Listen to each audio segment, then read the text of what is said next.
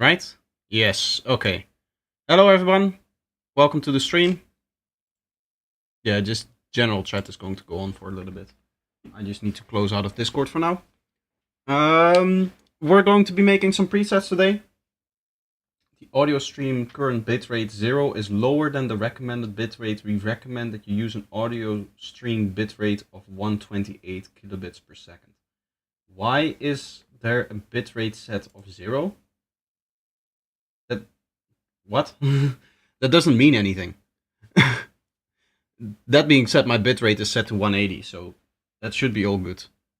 Hello, Tomzul. Hello, MindB. Welcome, welcome. As you guys know, I'm working on a Vital pack. As you guys probably know, I mean, if you follow my content. So I am at 68 presets right now. For the total pack, I'm aiming for around 90, I think, is a good size for the pack. To be honest, what I found with Vital is that I don't like it as much as I do with Serum. So for example, the reason I would say mainly is take these two bass sounds over here.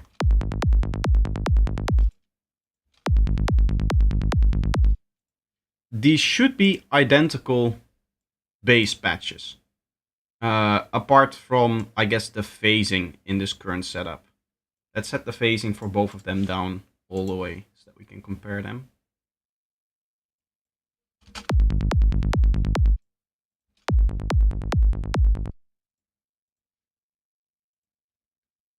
There might be more differences than I thought. Yeah, there's some EQing in here that might be a bit much. Minus 5 dB on 500 Hertz. How much am I cutting here? Minus 3.6. So if I set this to minus 5 at the same frequency.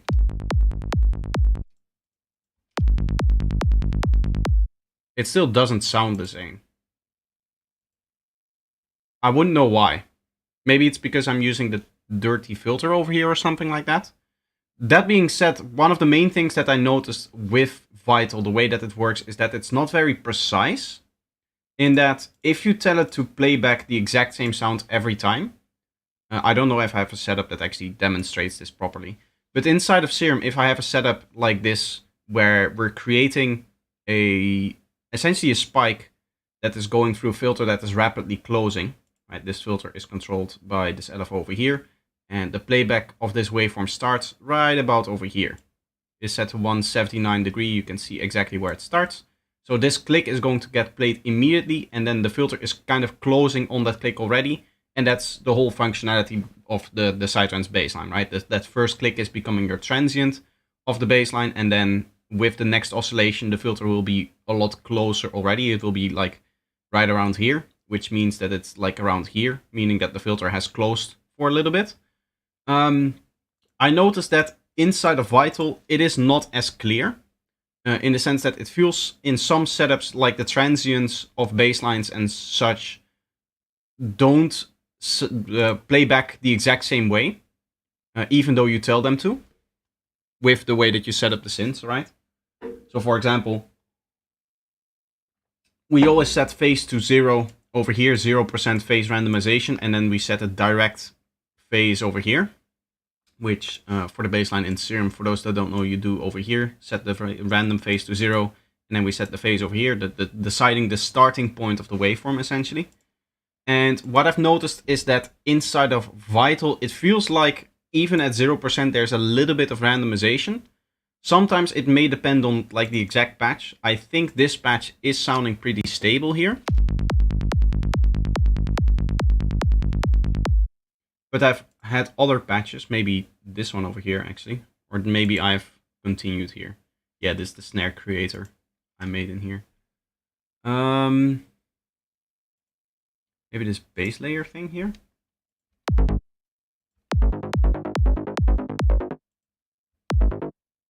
This is sounding like it's not using, yeah, so this is phase randomized. So this isn't a good example.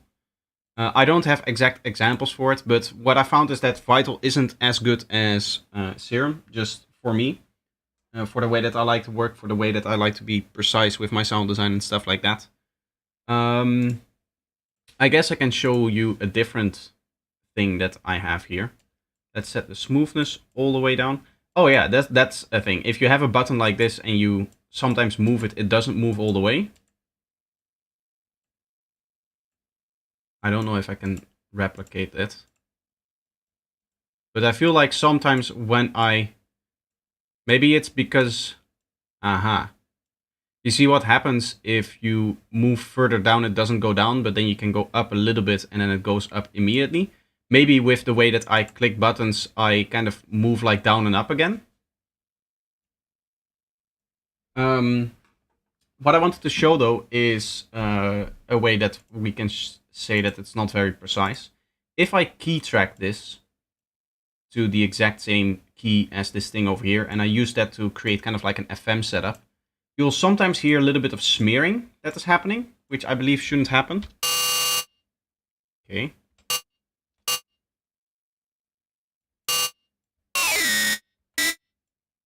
Let me get a little bit of a nicer tone, maybe.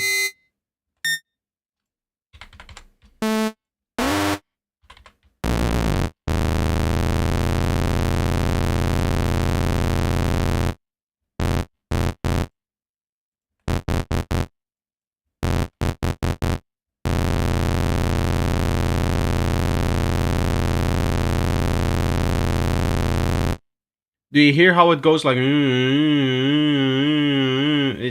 It's kind of like moving up and down. I mean, it feels like this isn't exactly in the same key as this thing over here. And I think that may have to do with floating point stuff. Because I know for a fact that the serum delay at very low times isn't accurate to the timing that it displays. So for example, in G sharp, to get a key of G sharp out of a delay, I believe the timing is 9.81 milliseconds. Let me verify that real quickly for you by just taking the frequency. We'll go 51.91 hertz and dividing 1000 by that frequency.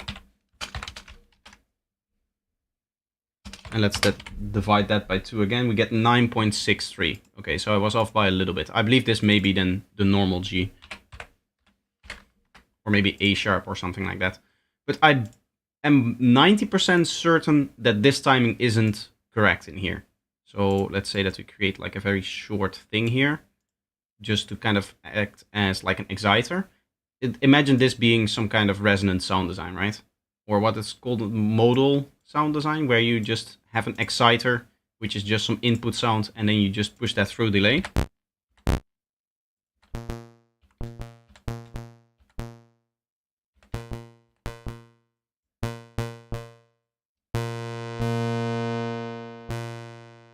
Yeah, we can see if this is actually tuned exactly to the G sharp. I guess A sharp.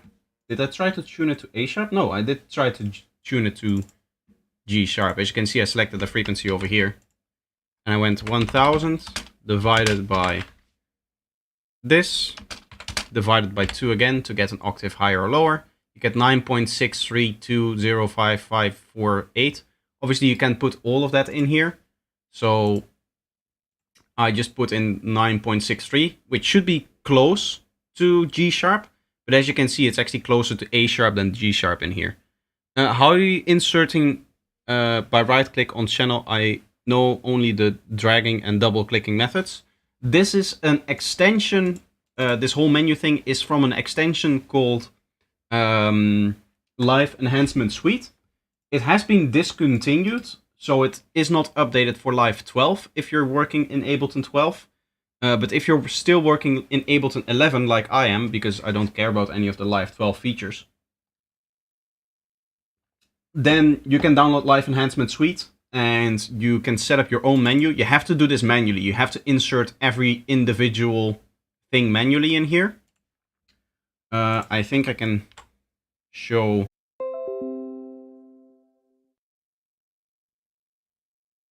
I disconnected there for a second. I don't know how much I dropped, but I want to explain this. So this is the menu for the live enhancement suite, right? So you can see this corresponds to this stuff over here. We have Serum, Vital, Faceband, Omnisphere, and then all of my other synths and stuff.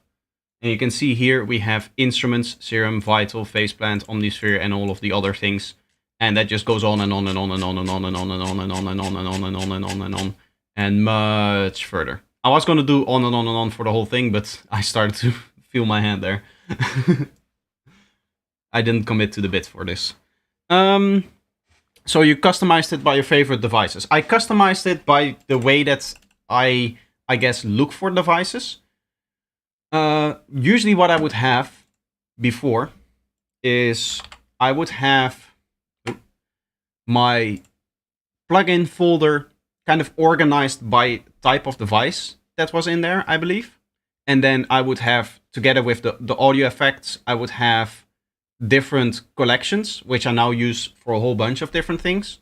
But I used to have like the most used ones over here, and then I would have instruments, maybe like filters, which is anything that has to do with a filter really. So EQs, filter plugins, comb filters, modulation, phasers, that kind of stuff.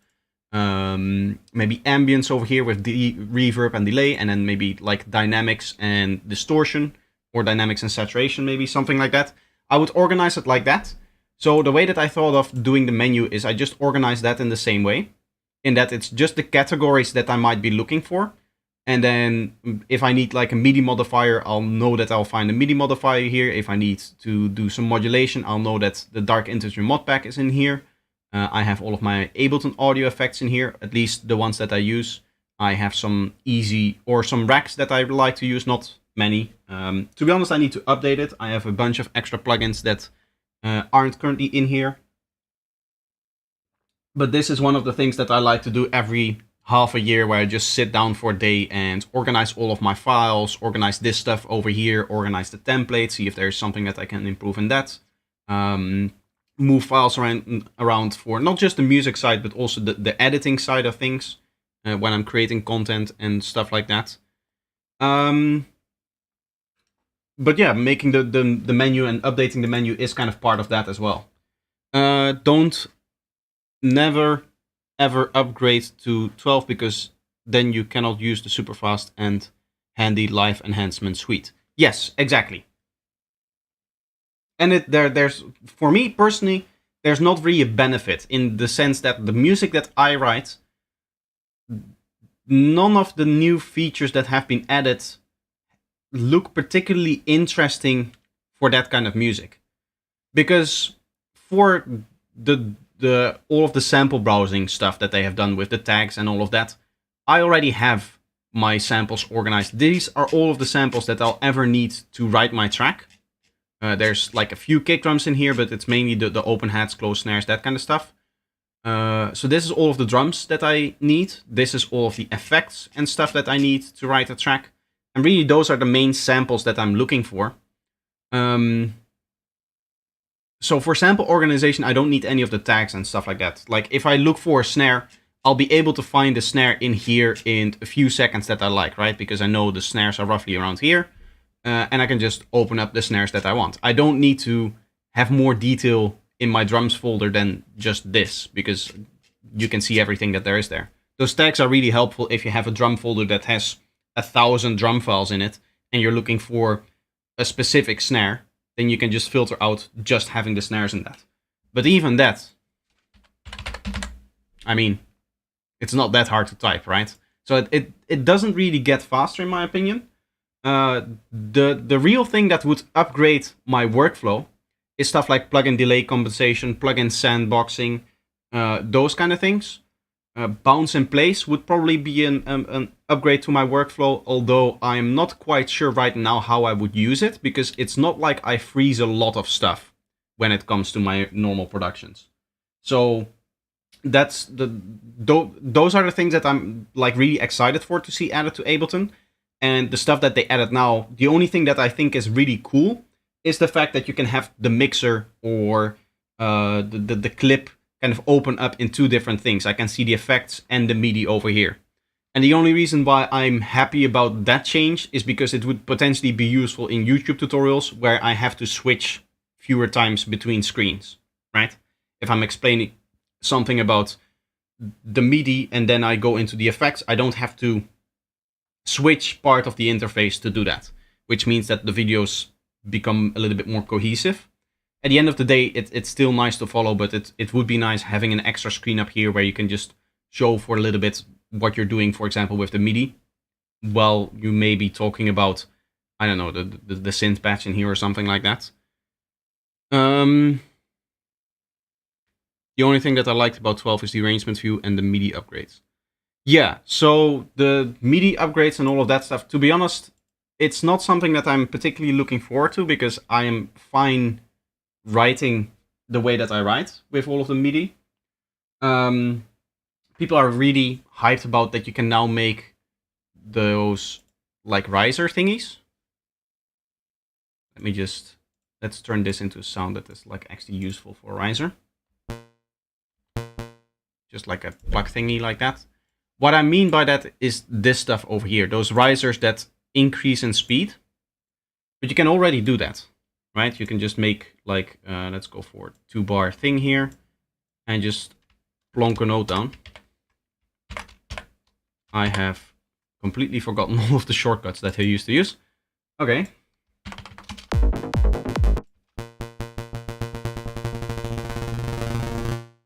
You can now do this particular thing directly inside of the MIDI, right? By just generating the MIDI notes over here. There's the little generator menu.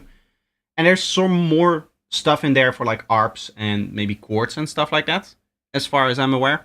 To be honest, I didn't go that deep into the whole MIDI stuff updates. I knew that that wasn't something for me, so I didn't spend too much time actually looking at what they did, what they changed. But from everything that I can tell, the upgrade doesn't really provide a tangible benefit. And it is $150 that I could also spend on, I don't know, like 3 plugins that would upgrade my workflow. Right? So that's kind of the consideration that I make when upgrading software and why you would stick with Live 11 over 12. I think I even did a video on that, explaining these exact things.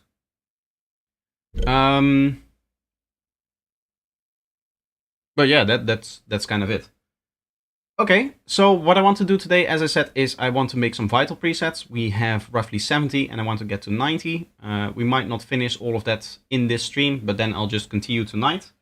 Tomorrow I'll also be live streaming because tomorrow I'll start the sale on my Gumroad page. For anybody that is following me, they probably know because I mentioned it in today's video. I mentioned it in the last video as well. I've mentioned it on a couple of streams, but I'll be running a sale again from the 20th till the 5th of May. I have to set it up all. I'll have to finish this pack before then as well. So that's something that I'll have to do tonight after the stream. But yeah, then you'll be able to get 30% off of all of my products, including the masterclass. Anything that is on my Gumroad really will work. The way that it's going to work is that you have to use like a promo code thing, because for some reason, Gumroad, a purely selling of digital goods platform, does not allow you to just run a sale where you say, from this date up until this date, I want 30% off all of my products. You have to work with discount codes where you can say, okay, I want this discount code to give 30% off from this date up until this date, and then delete it from the system again so that it doesn't get used after, in this case, the 5th of May. But yeah, I do need to make some presets in order to have a finished pack to sell that. The other thing that is new that I'm selling is the one that went live today. That is the bass tables pack. Let me quickly show that. Of course, that went together with the video that came out today as well. This is a pack of 3,000 wavetables that you can purchase here, $15. Divided into 1,000 processes divided into 3 categories. Here's the free demo. I should probably add the video to this so that people know how it works. Honestly, I need to upgrade my Gumroad because there's more things that you can do with stuff like workflows and such that allow you to sell better. But to be honest, I'm not too deep into it. Exclamation point masterclass. Yeah, that will. I mean, I can show you it to you here. This is my Gumroad page. If I go here, you can see the masterclass, which is also part of the Gumroad page. This will go on sale starting tomorrow. So tomorrow I'll do another live stream, and then I'll explain maybe a little bit more about the sale and all of that stuff. But yeah, tomorrow will be probably just production, and then today we're going to be making the pack that I'll be selling tomorrow in the sale. But yeah, let's get started. I do need, let's see what I need, most of all. I need, from here to here, we have the sequences. I'm happy with the amount of sequences that we have. I believe we have like 17, 18 sequences here now. I have 6 paths, which is maybe a little on the little side. I'll write down what I want to do. I want to do like 3 more paths.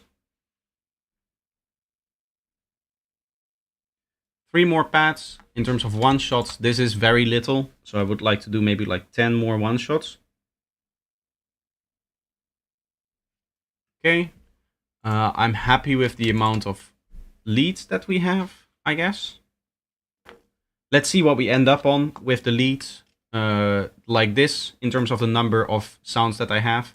I do need a lot more effects. I guess I'll also go with 10 effects. And then drums, I'm kind of happy with that. As I said, Vital not the best for this kind of stuff because it's not 100%. It doesn't feel 100% precise if you're sound designing in it. Whereas Serum does. In Serum, I can just set up a clap and it feels like it always plays back in the same way. Whereas in Vital, as I said, I've had patches where that doesn't feel the case. Then I have this stuff over here. These are all of the bass lines. There's just going to be 8 bass sounds in the pack, again for the same reason. I don't entirely feel comfortable making bass sounds for Psytrance inside of Vital because it's not precise enough. And then in terms of atmospheres, we have 8. So let's see if we just do 3 paths, 10 one-shots, and 10 effects, what we get to. We are at 68, so that would be 71. 81, 91. I could do a few more atmospheres, maybe. If I get 10 more atmospheres in here as well, I'll be at 101. That's maybe a bit much. Let's go with 5 atmos and then 5 leads. That way I'll be at 101 presets, which is a nice number. It does good with advertising, so that's something to aim for. Okay, so what I want to do, I have a lot of saw-based paths in here, so I want to do a square one first of all. There you are.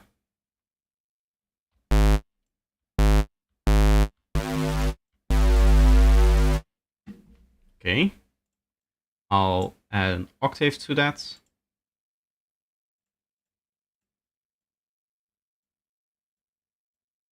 Little bit higher detuning on that. That's a nice start, and then we'll just filter it. I'd like to have one of those morphing filters that goes. What does this do? This is between a notch and stuff. I guess all of them are morphing in here. I have to get used to the fact that all of the filters are morphing inside of Vital.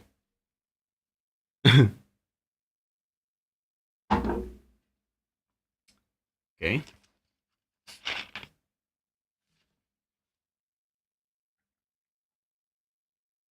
Let's just quickly get myself a drink here.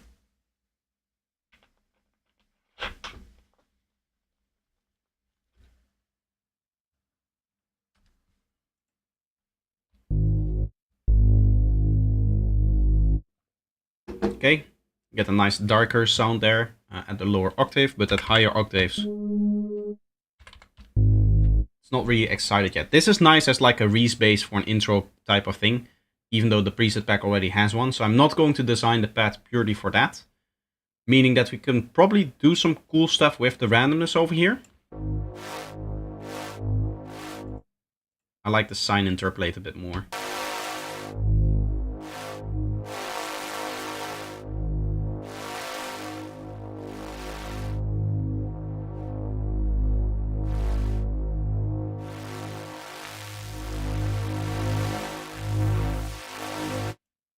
I guess this can be our main movement thing here. I like that.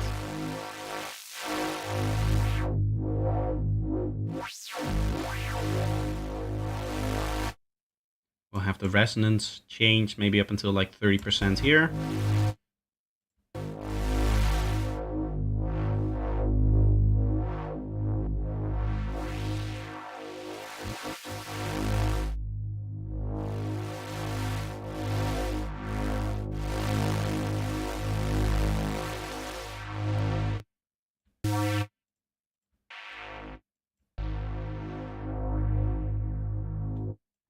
That's kind of cool. We add some movement to it through the filter, and then we just low pass it again so that we don't get those like high frequency sweeps and stuff like that.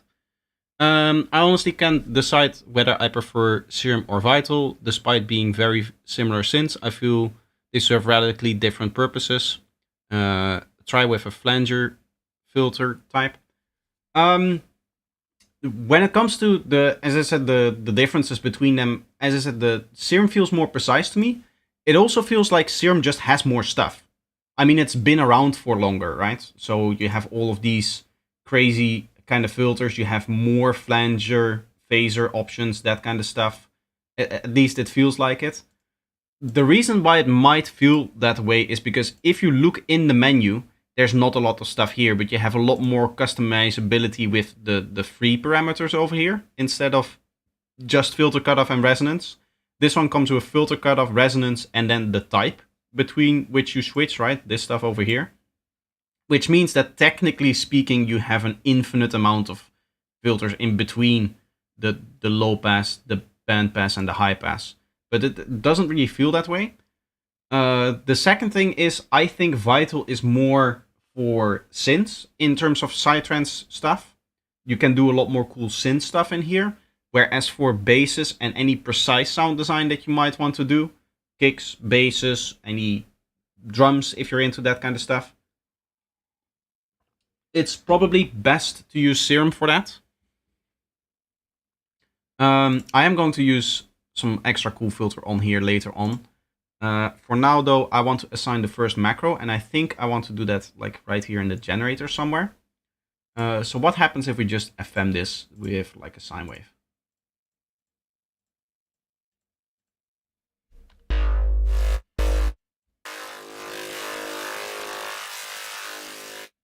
That's very high frequency.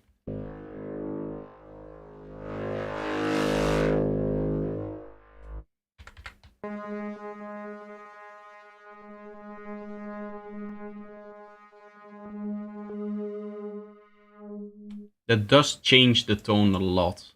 I do like the idea of having that, I think.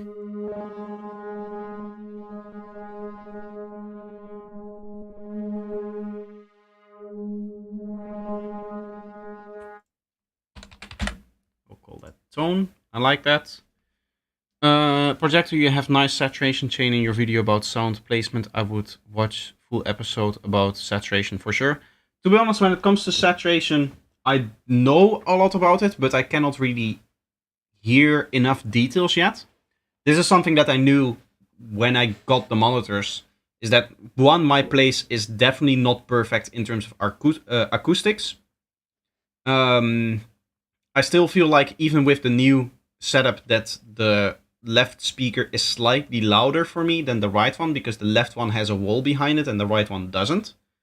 And I knew that from the start, right? It's not some magical discovery that I made after I got monitors that, hey, like they're not performing the way that I wanted to. I knew that in this space that I'm currently sitting, whatever you do, you're not going to get good acoustics here. You would need to literally build another wall behind where I'm currently sitting, behind where the camera is, for it to actually sound good, because the left speaker has like a wall behind it and the right speaker doesn't, right? But when it comes to saturation, when you want to apply saturation effectively and not just as Subject Ultra here says, throw it on there, turn the knob higher, and just leave it there, you would need to be able to really carefully listen to details, because saturation, in its very nature, if it's used in like a mixing kind of context, in the context where people really struggle with saturation, there you really need to be able to listen to details properly. And I've started to train myself a lot more by doing it, by, for example, revisiting some older Dan Worrell videos where I said to myself earlier when I would watch them, like, I really don't understand what Dan is talking about because the differences that I hear are so minute. Why don't you place your table for best acoustic? Because then when I would stand up, I would hit my head on the ceiling. If I had placed my table for best acoustics, I would be sitting right here, and the wall is like I'm touching the ceiling right now with my arm. So you can see that the camera is over here. I go 10 centimeters, maybe 15 more up, and this is the ceiling. So I cannot really do that here. And I knew that from the start. I knew all of the consequences here, that acoustically this isn't a good space. I just needed an apartment to stay at. And now that I found a new, I think that I've found either a new apartment with the landlord of the current apartment, or I'm going back into the apartment where I used to be before. But instead of just having one room in that apartment, I'll have the whole apartment for myself. So before, there was 3 guys living there. It was 3 different bedrooms, a pretty large living room, and a very small kitchen, very small bathroom, and a little balcony. I'm going to take the room that I used to live in, where I used to work and sit, and where you guys, the one that you guys saw with the thing behind me, right? I'm not going to do anything with that. I'm instead going, because that was close to the street. I believe you guys remember the ambulances and all of that stuff. Every once in a while there would be an ambulance that would drive by my place, and you could catch it on the stream mic. The mic would pick it up. But I'm going to take the other 2 rooms where the other guys would live, and one is going to become my studio, and the other one is going to become my bedroom, essentially. That is at least the plan if I end up taking that apartment. And then, yes, I would have a place that I can, not only place the desk in a good way, but in the future, even once I gather the funds for that, do some acoustic treatment, which would be really cool. That's the point where it really starts to get serious, right? The studio. Then you get to actually call it your studio when it has all of the panels on it and everything. I don't make the rules, I'll just follow them. Anyway, I want more movement to this. I think it would be cool to have a patch that is like purely a based around movement. One trick that I've been recently doing is setting up something like this. Let's assign this here. Let's set the filter cutoff of this one and the resonance all the way down for both of them. I'm going to assign 3 randoms, as you can see, like this, to all 3 parameters. Then I go to the mid one, and I'll also leave this one in the middle. I'll set this one up and down here, and I'm assigning different. Here, now it happened. Now I tried to turn down the knob and it didn't go down all the way. So now I drop the modulation on there and it's not at 100%. That's an annoyance that I have with Vital. And then over here, the filter cutoff goes down. I'm just assigning randomnesses to these things over here and making sure that they always have a different starting position. So in this case, we started with the last one with the filter cutoff all the way up. Now we'll go with the resonance all the way up. And we'll assign this last randomness over here to the gain here. The gain has to be set in the middle, and we'll make it bipolar later, just like me. I messed something up there, I think. Can I? Yes. Okay, and then this one goes to the resonance over here.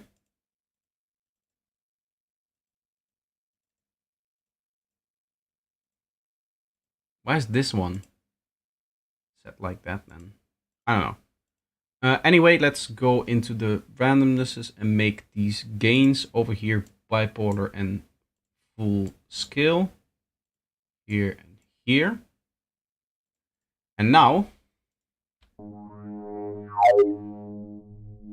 yeah, we should probably compress that.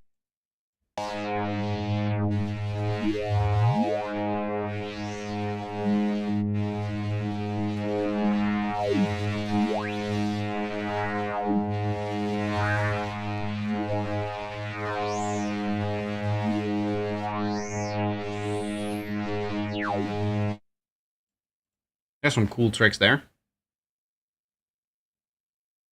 You stay near your parents, or why do you always stay in the same region? I don't stay near to my parents. I live about 5 hours of train travel away, train and car travel. If everything goes well, that is, if there's no like delays and stuff like that. Which here in Italy, I mean, it's probably the norm to have a little bit of delay. So I live 6 hours away from my parents. um, the reason why I like to stay here is this is where I used to study, and I can either, pack up everything, move to a different place, and try to make friends there, or just chill with the people that I used to study with here. Because here I do have some people that I know, right? So while I still can just live here, and I don't have any commitments to, say, a job or anything like that, or a partner or whatever, I can just do what I want. And the easiest thing is just staying in the same place. Well, I thought you were still somewhere around there. I mean, yeah, it for traveling. It's not so far away that I cannot get back to my parents if I need to, but it's far enough away that I don't just go back for a day. You know what I mean? Also because I don't have a car. If I had a car, it would be much easier, of course. Then I don't have to worry about train delays and all of that thing. But to be honest, if I never have to buy a car, I would be perfectly happy. If at some point in my life I do need, because in terms of work, where do I go for work? At least right now, nowhere. And if I get to maybe do DJing for a living, let's say that the whole music thing really starts to work out, and the mix that we posted the other day on Eclipse blows up to 1 million views, and I get all kinds of inquiries from all kinds of different festivals. At that point, I assume that there will be some kind of manager that will just arrange travel for you, right? Like, I assume that a guy like Asterix doesn't drive from festival to festival himself. If he even goes by car, he lets somebody else drive, right? You'll often see that even in like Martin Garrix's vlogs and stuff like that, that he has the like little Mercedes tainted window buses kind of thing that he drives, and he just gets in the back, and he has a driver that just takes him from the airport to the party that he has to play at, and then back to the airport so that he can go on the private plane, and then he can go on to the next country so that he can go and play in the next festival or party or whatever it is. I assume that for me the same would kind of happen. Yeah, taxi to airport, and then from the airport you fly to wherever you need to go, and then from there you again taxi, or at that point maybe the festival will have something arranged for you. To be honest, as I said, I don't know. I have never DJ'd a festival, so I really wouldn't be able to tell. I just added some ambience here. I like to have my presets dry when they come out of the box, but I always want the listener to hear what it would sound like if you put delay and reverb on them. Personally, I would stay away from delays and reverbs inside of synths, as cool as they are.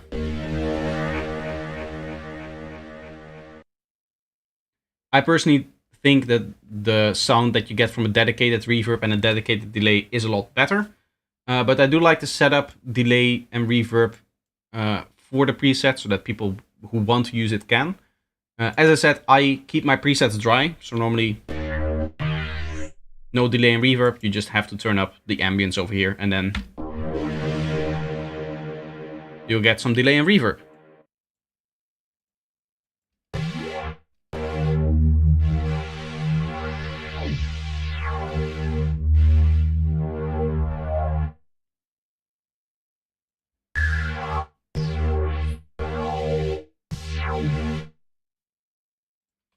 What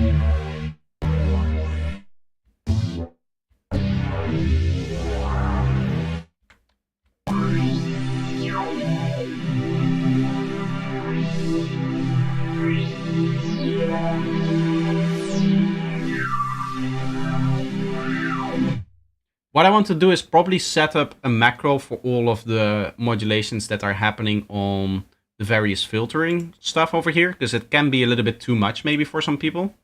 What I'm going to do is set it up like this. You can just assign that to the modulation amount.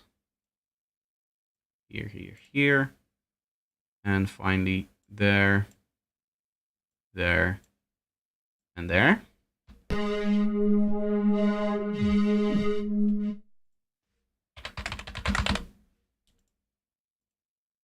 Call that movement. This is another annoyance that I have with not just Vital, I would say. But here, a word like movement gets cut off. Which is annoying because I want this to be the movement parameter. I don't want it to be the moving me. This looks more like an I than a T, I guess.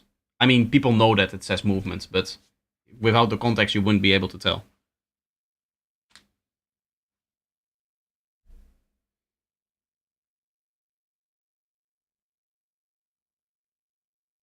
I played at a festival before and I had to run up the mountain to get to the stage on time because the ass security didn't let me drive up. And I almost died. I'm not a good runner. Nice. Get some exercise, I guess. Defi, how are you doing? Welcome. So yeah, another complaint with Vital is the amount of text that you have over here. Serum is the same thing. You often don't get enough room to write the actual thing that you want to write here. But I've seen Vital is worse with some of the words that don't fit in there. That normally would. Like a lot of two-letter thing here. If I said changing tone in here, or change tone, that wouldn't fit in here, where in Serum it would fit in the little macro label that you have. I would say that the macros that are laid out in Faceplant are the best because they're laid out horizontally. So they have a lot more room for text. Overall, I think Faceplant is a very nice synth that suffers a little bit from the fact that you need to set up everything yourself before you can get into the actual sound design. Whereas Vital and Serum, they have everything set up so you can immediately dive in. That means that Faceplant will always be, how would you say, less quick to get your ideas out there because you have to build the synth before you can build the actual sound that you want to build inside of the synth that you just had built. Right? What else can we do here? I need a little bit extra. I think a little bit of saturation would be nice, just in general.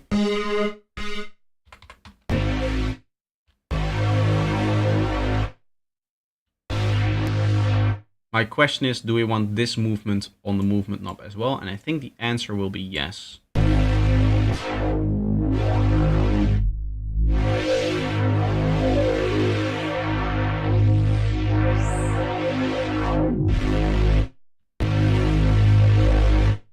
This is a very strong, aggressive tone. I like it. I find the DSP work on your CPU, VST, the virus, TC, and B. It so great sound. Okay, I find a DSP work on your CPU, a VST, the virus, TIC, and B. It's so great. I don't know what you mean. I can give you the link, it is free. Do you mean this thing? DSP 56300MU. This is great stuff. I never really use it, to be honest. It does have a bit more impact on your CPU than your average synth like Vital, because it does have to emulate like a whole virus DSP device kind of thing, which these synths obviously don't have to do. They just have to process the DSP, essentially. What we can do is maybe add a little bit of analog flair add to it by modulating stuff like this, the fine-tuning bipolarly. Let's make this also stereo. That is probably going to be interesting if we make that stereo, right? And we'll use the same thing over here.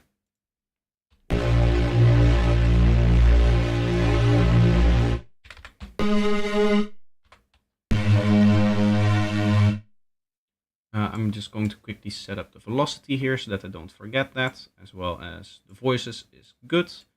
The banding is probably 24 on here is okay, and I'm not going to worry about any glides and stuff like that. He's talking about the emulation. Try it sometime, it sounds good. I do use it from time to time. It's not like I never used it. Most of the time when I use it, I either follow a Ollie tutorial or I just kind of know like maybe 1 or 2 sounds to make myself. And to be honest, when it comes to my sound design, I guess the way that I've become so good at sound designing that I'm, I guess, comfortable making tutorials and back in the day even replicating a lot of sounds, which people think is really indicative of being good at sound design. I guess the reason why that is because I've always stick to Serum and I don't experiment with like 10 different synths. I see a lot of people with Pigments, the emulator, Vital, Faceplant. They have all different synths that you could imagine. And it's not like I don't have any instruments, right? Like I have a lot of synths in here as well. The Power Synth, Abyss, which is amazing. This thing, Omnisphere, which is a very, very capable synth in and of itself. I use these plugins when I actually need to, when I actually have an idea for that plugin. The only exception being Omnisphere, where I just browse presets. There's literally a knob for velocity tracking called Vel Track. Oh, that's what this thing does. Okay, doesn't matter. I've set it up for all of the presets that it's just set the velocity to this thing over here. I'm just going to continue doing that because this is good enough for me. I don't need to be able to change the velocity or the master tuning over here. I usually do that through making sure that the signal chain at some point gets either compressed or distorted to a certain point. And that seems to work. I have all the synths and 80% I use Serum and Vital. Yeah, exactly. At some point you just have to say like, okay, this is going to be probably the best synth for what I'm trying to do here. So let's just use that one. Okay, I want to use this randomness over here to add a little bit of like analog spiciness in here as well. I'll do the same for the resonance. What I mean by analog spiciness is it's just going to move around slightly. Hello? Sometimes unclear where you're going to put things, but in this case I can see where it is. To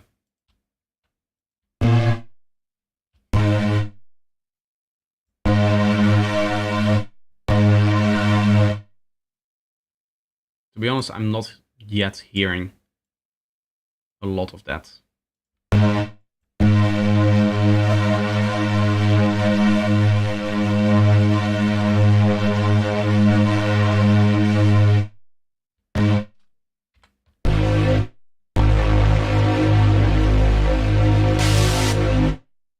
Maybe a little bit lower.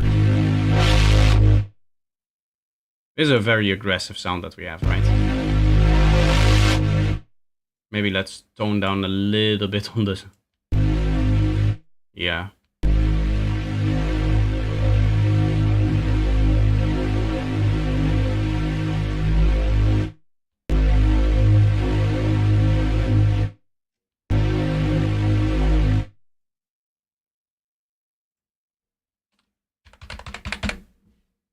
I guess this will be okay.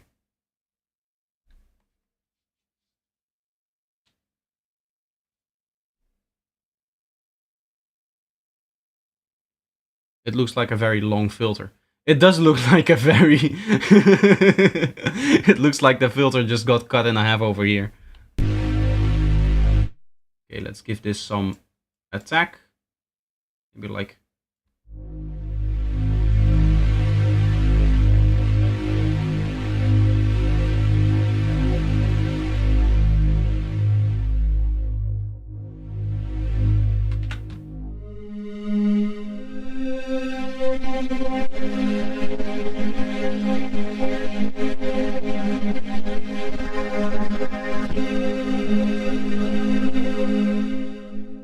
Why was it wobbly all of a sudden?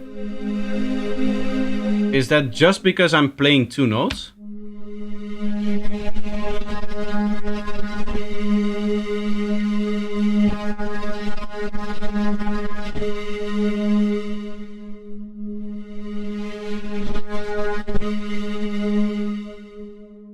I guess there's some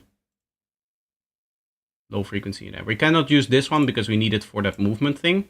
But let's just high pass it over here. Please stop. Allow me to change the resonance over here without scrolling, please.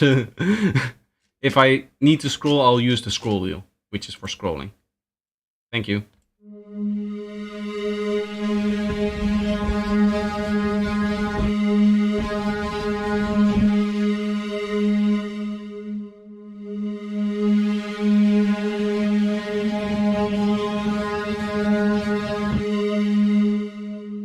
Okay, so the tone here, it's not exactly what I'm after. It doesn't really change enough. So instead, what I'm going to do is we'll try something here. Maybe like the smearing could be nice. That doesn't seem like it should be a cool tone. High pass, low pass is not really the spectral time skew. This might actually deliver some cool stuff here if we set it up like 25% maximum. 0248 ish. And then we'll do the same over here with the time skew.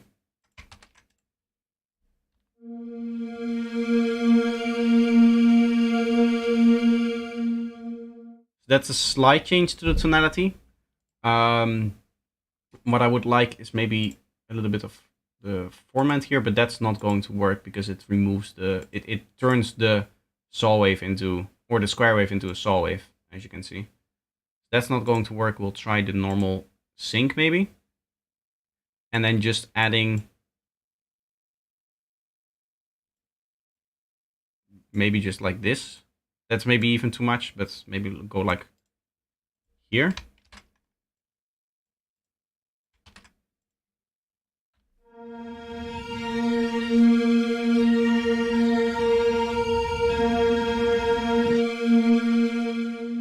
That's cool. I think it's from the distortion and the stereo filters. It specifically happened when I turned up the FM amount. So that's the actual low rumble. There was some DC offset stuff in there already. But now it's sounding... I mean, I still want this to be capable of producing...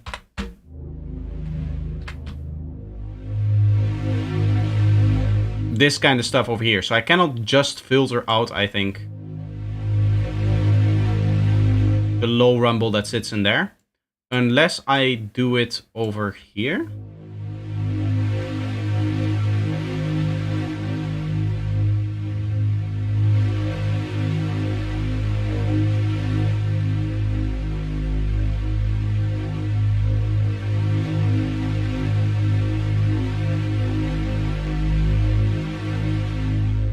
Because this compressor is turning up the low frequency stuff, right? Especially if you play...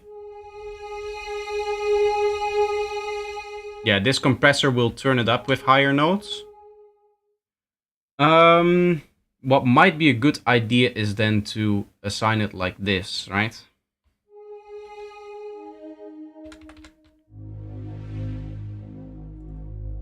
Yeah, so for the lowest octave, I don't want it to go like that and then...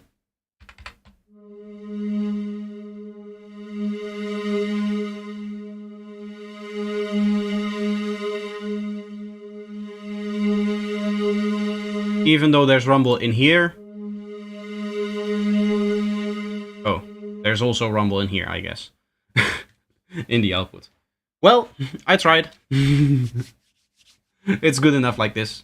Let's go quickly through my checklist. I've done voices, I've done the bending, I've done the glide where we decided to do nothing. Velocity is set, the mod wheel is set, ambience or all of the macros are set, including the ambience one. And I guess that's it.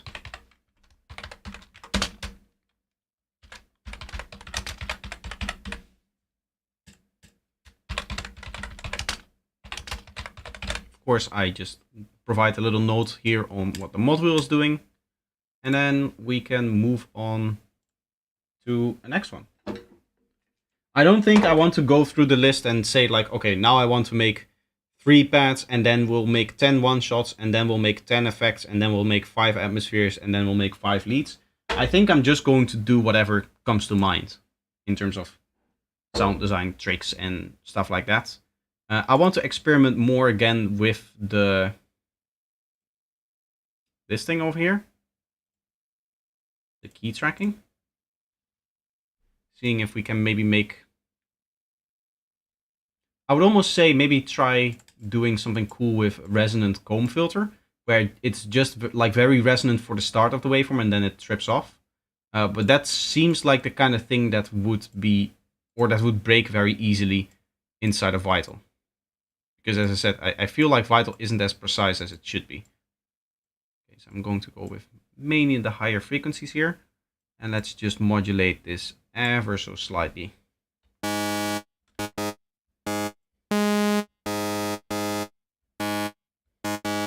That seems remarkably stable.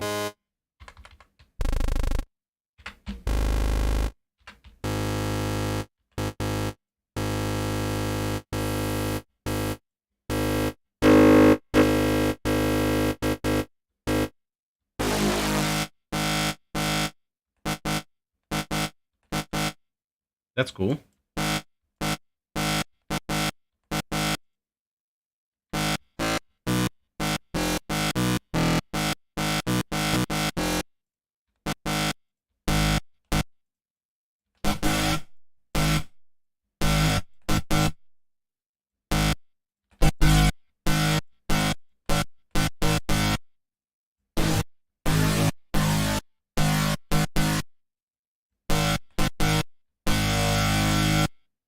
I think I like it more with just one voice and then just getting all of the stereo wave from here. We could try 2 voices without any detuning and then saw wave randomization.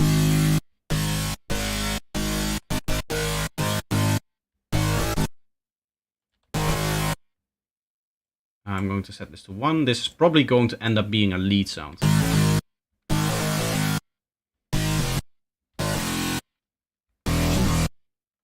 Hello Davey, welcome to the stream. Maybe I already said hello, but I don't remember doing so, so I'll say hello again.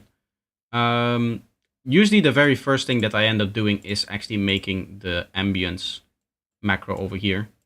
I like to have both the feedback and the mix go up as you open up the delay a bit more. Right, so that you can choose, maybe I don't want all the delay, or I do want all of the delay. You can kind of open it up like that. This could have probably a hint more delay though. Now we're full reverb, which of course we don't want.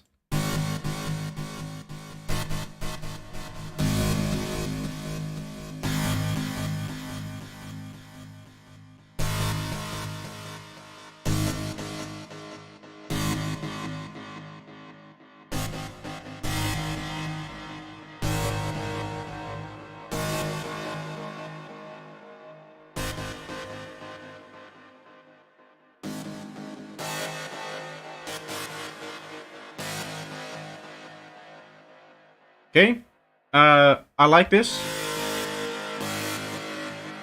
It would probably be nice to have this go through maybe like a peak or something like that.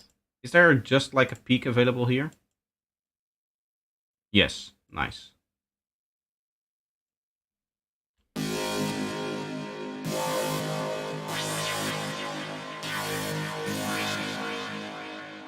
Might be cool to do some random movement on this. So I'll probably set this to like sine interpolate 1/2 here.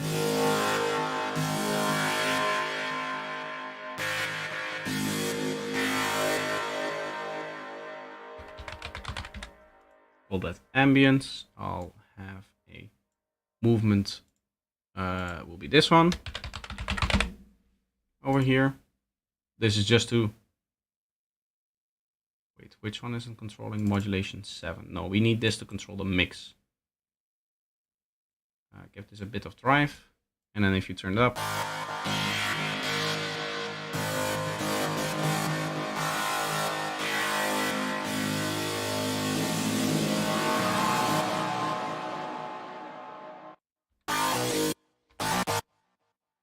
I don't know, by the way, if it's too loud, the sound, let me know. I can always turn it down if there's any issues with the audio.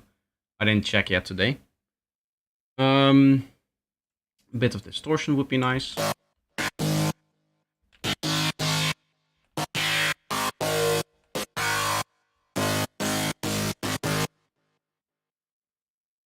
Yeah, here another time where knob didn't go all the way down and I heard like a very faint delay behind it.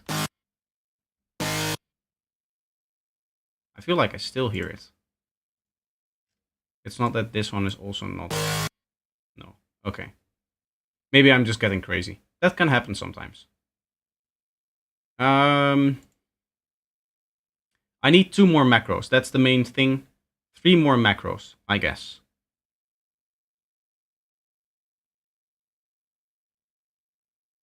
Half def? Is it too loud? I'm sorry.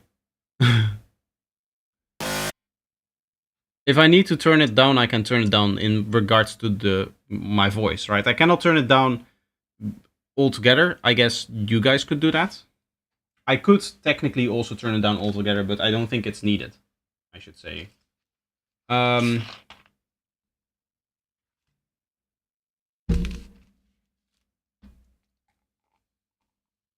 But if the volume of the synths and such is too loud in regards to my, or with respect to my voice, then let me know. I can change that.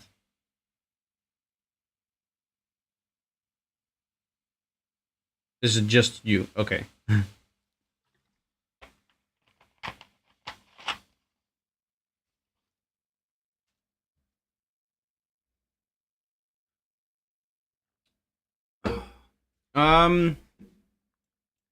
I need 2 more macros. What else can I add that would make this interesting?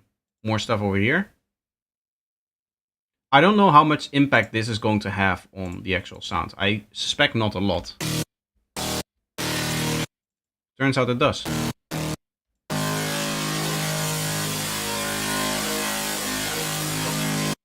Nothing. Barely any difference here. The shepherd's tone do. Time skew, you need multiple wavetables, which we don't have. I guess we could try the wave folder here. Shook. See what that does if we do time skew. Oh.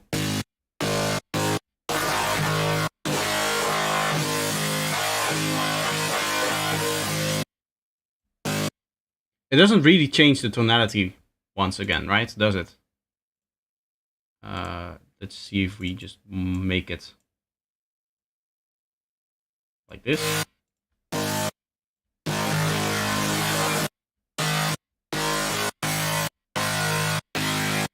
I guess this is the issue with doing something like this in the comb filter. You get,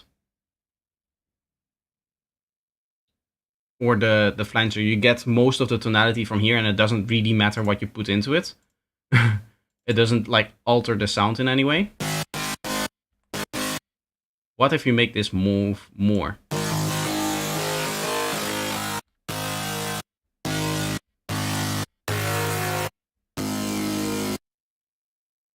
I guess you can influence the tonality here. There's another thing, you cannot have 2 modulations go from here to here. So if I want to add another modulation, you cannot do that. There's a good reason for that, but it is sometimes annoying because it goes against the way that I like to think. So if we have this, what I can just say is, okay, for this macro over here, I want you to always stay at least a little bit. So at least a little bit of modulation is going to stay there.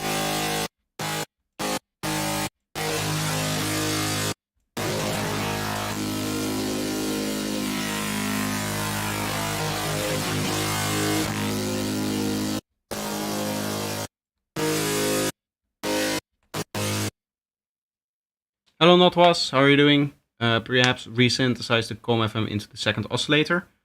I could do that. Yeah, I could do that.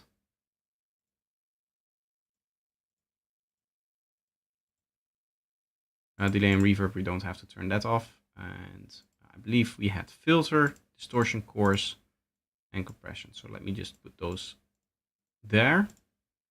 And then resynthesize preset to wavetable, right?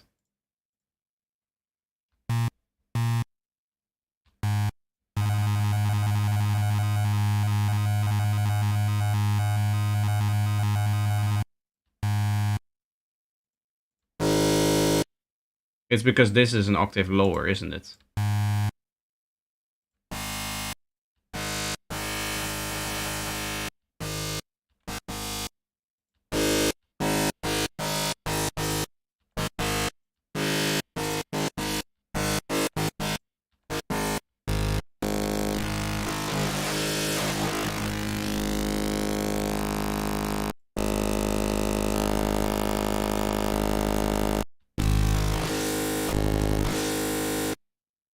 Not really getting the effect that I want from that either.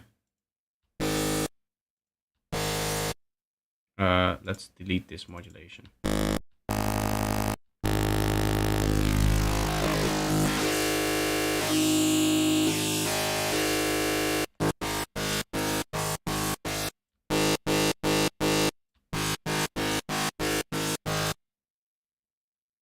Audio level is fine. Okay, perfect. I guess you're a little bit behind on the stream, but that should still not be a problem. This is the point where I start to struggle, when I have 2 more macros that I need to assign and I have no idea what to do with it. That's just... the reason why it sounded strange to me, by the way, is... Of course, we took off all of those effects and stuff like that. Technically, I can again throw on a flanger and call that a macro, and then maybe change something over here and call that a macro. But I would like to do a little bit more. The other thing that I need to think about is, how is this going to be played? Is this something that you play just like once, like this, into your sound, into your track, or is this something that you may want to play like a melody with?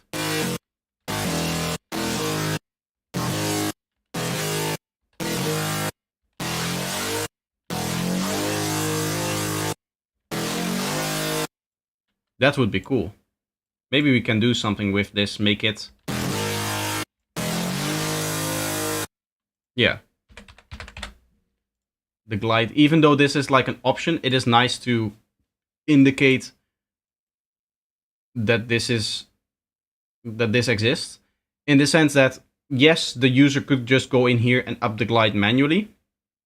But it could be the case that we signify to the listener, like, oh, this particular sound is going to work very well with glide if you use a lot of glide when writing around that. And that's kind of a way that we can inspire somebody to go a certain way with the sound.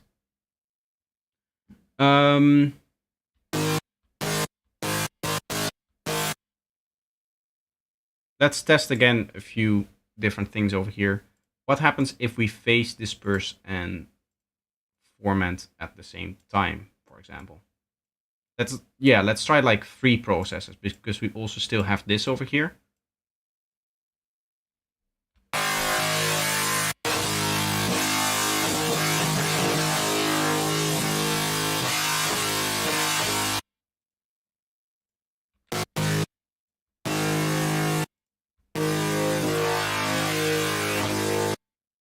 It's still not, it doesn't feel like drastic enough.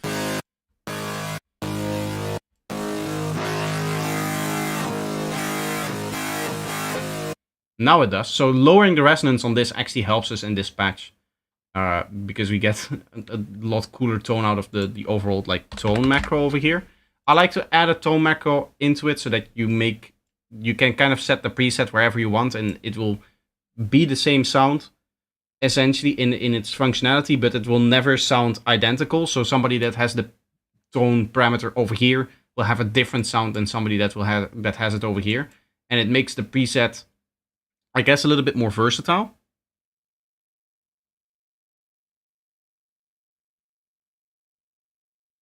The metallic Psy-Cow preset, I think, is a great name for it. I don't know where the cow is coming from. Metallic Flange would maybe be a better one. I do like very descriptive names of it.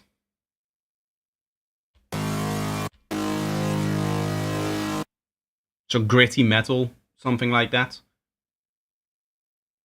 That's like a descriptor of what the sound will actually do, right?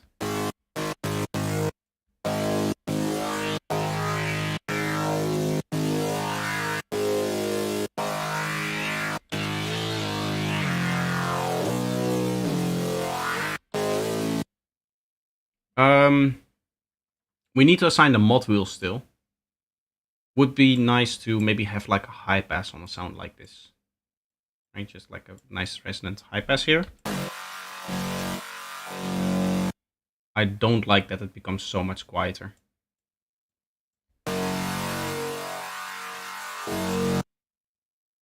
let's remedy that by just keeping it before the distortion.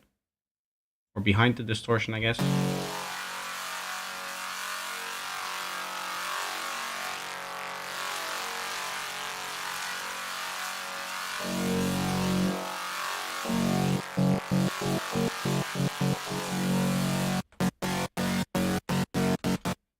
Nice.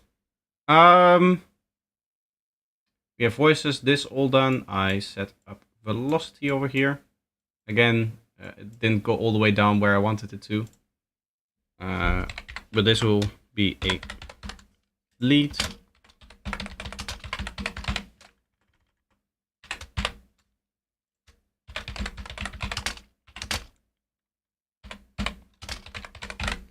High pass filter, and this is a lead.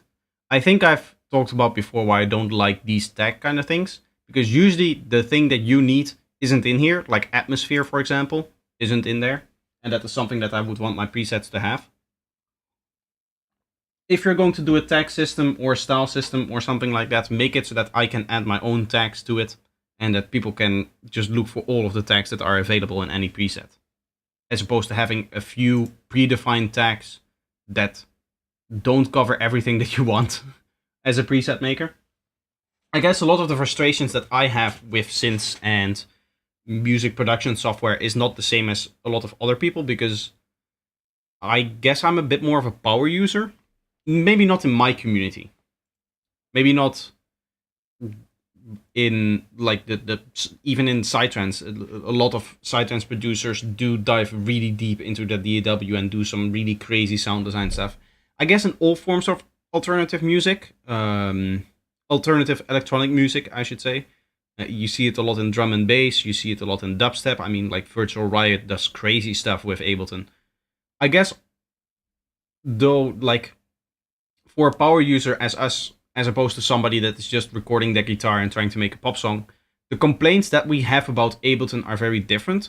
And I feel like in terms of the updates, what we talked about before, we only get updates for that second group because that group is larger and easier to market to. Like, they will buy anything, right? A power user, somebody that's going to say, okay, I want this DAW that I want to use and explore for the next 10 years and really dive deep into and try to see what kind of ways I can break it so that it starts making cool sounds, right? I think those are people that are much harder to please, and they are much more likely to skip on an update or something like that. Somebody that's not in the know, you know what I mean? In general, I feel like Atmos plus effects, Atmos equals effects plus sequence. Atmosphere in this context means this kind of stuff. Just a thing that you can hold And that then makes an atmosphere for your track.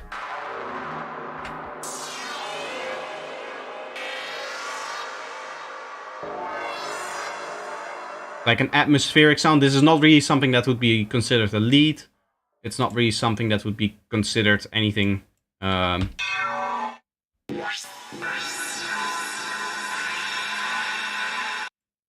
Right?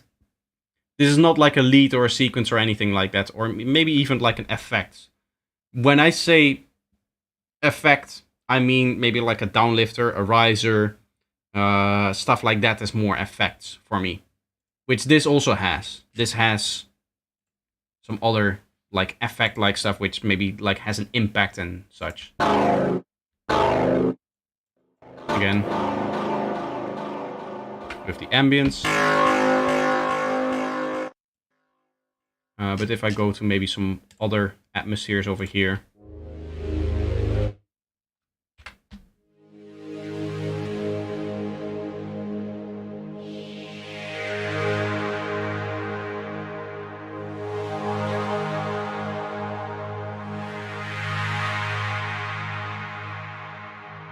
You see, it's not really a pad, even.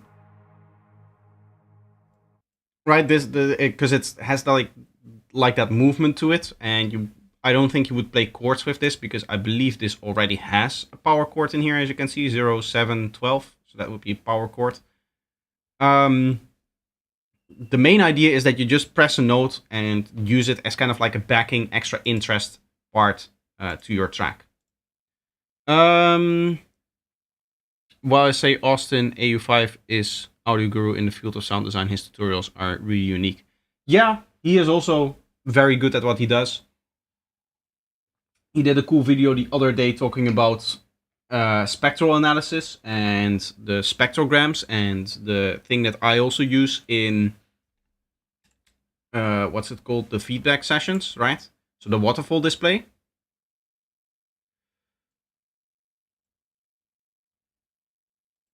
This thing over here, you guys remember, with the lines that show where the frequencies are in time, as well as their loudness and stuff. And he talked about some really cool stuff. I do think that spectrum here, over here, the signalizer one, is actually pretty decent in terms of what he wants to do with it. But he ended up settling for Wave Candy as his go-to spectrum analyzer.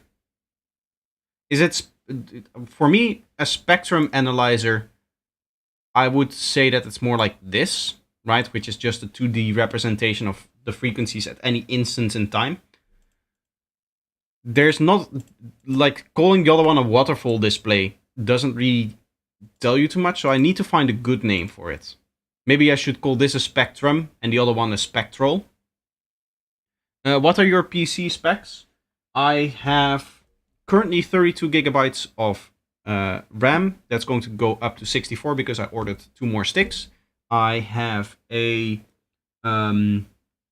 Ryzen 5800X, I believe. I have I can just see, you know.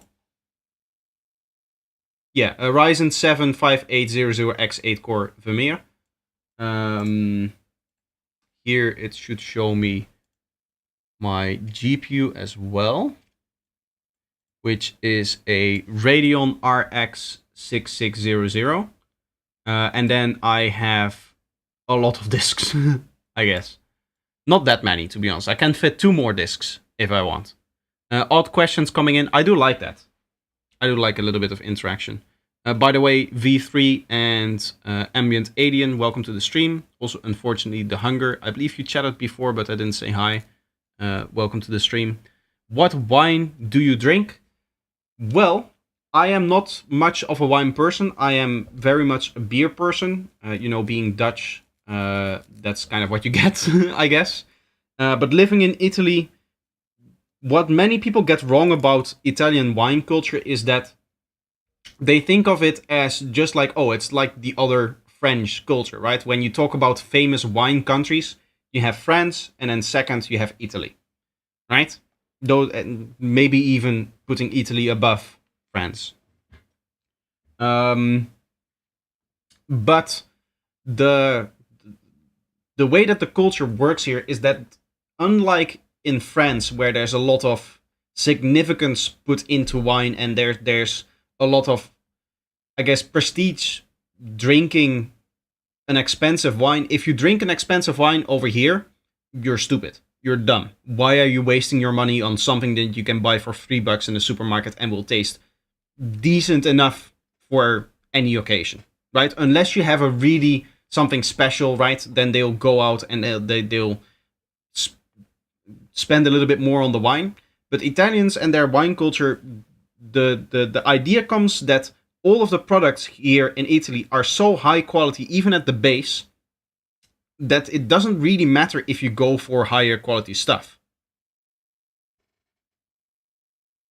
I don't know, I heard Spain had the best wine. There's a lot of debates, but when you think about like internationally wine culture and which countries are mentioned most often when it comes to producing good wine, the first one usually, I guess, is France, and the second one is Italy. Those are like the famous wine countries, right? You have your Champagne, you have your what's the Italian equivalent again? I'm gonna look stupid here, but you can see I'm really a beer person here. Starts with the P, I think. Prosecco. You have your Prosecco. You have I don't know all of the different little wine canteens over here. All of the different what's it, all not the olives, but all of the different grapes that they have over here. Multipeciano, the what's it called, Verdicchio, the those are all of the grapes from where my parents live. I only know the local stuff,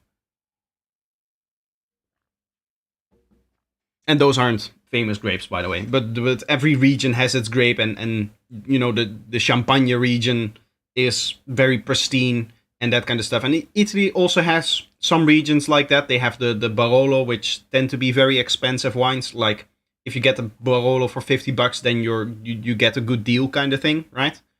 Um, but it's not the same as in I believe in France, where they can really, I guess, upsell a wine at the end of the day. They can really try to add more value to it. Whereas here in Italy, when you go out for a wine, it's you just take the house wine.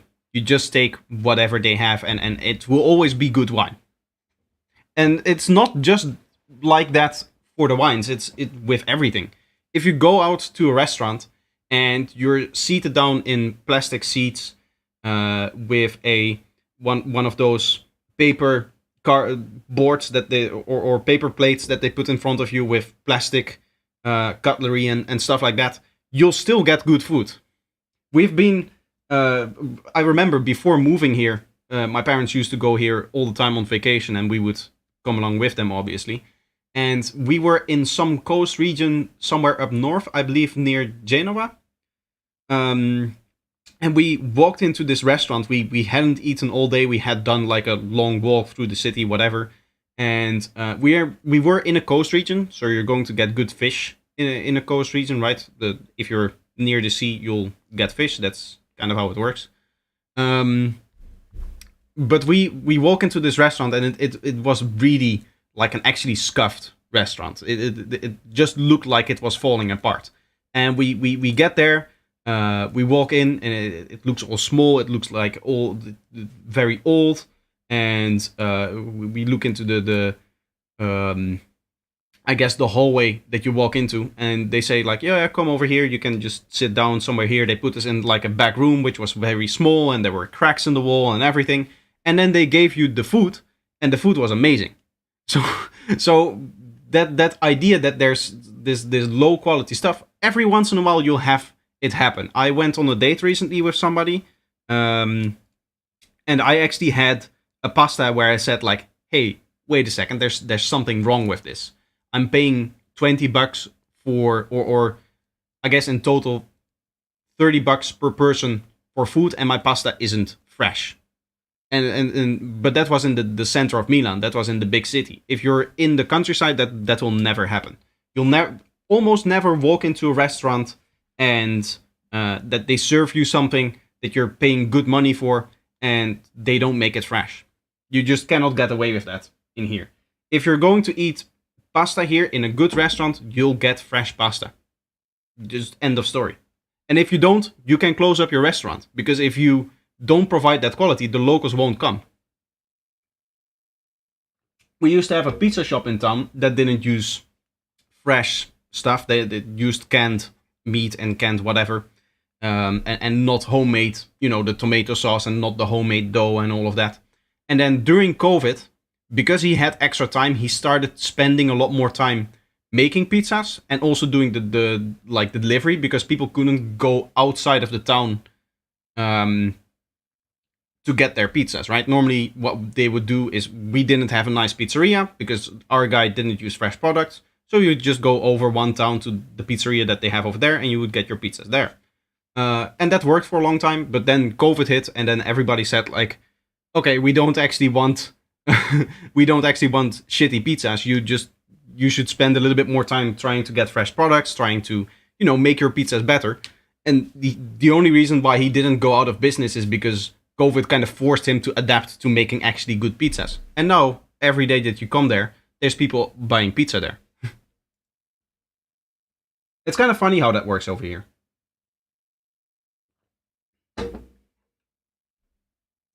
I've done 1.5 hours. I think it's time for me to take a quick break. I'll put on... What track can I put on?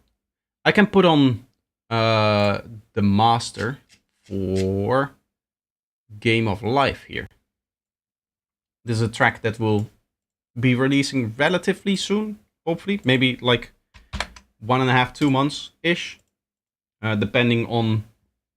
first, the next person to release something on the label is Mind B, who will release something on the 25th. And then after that, we'll probably have another track release before this one releases. So this may end up being like end of May, early June kind of thing when it releases. Anyway, I'm going to take a quick break, and I'll just play this so that you guys have something to listen to. When I'm back, we're going to continue working on the preset stuff that we've been doing.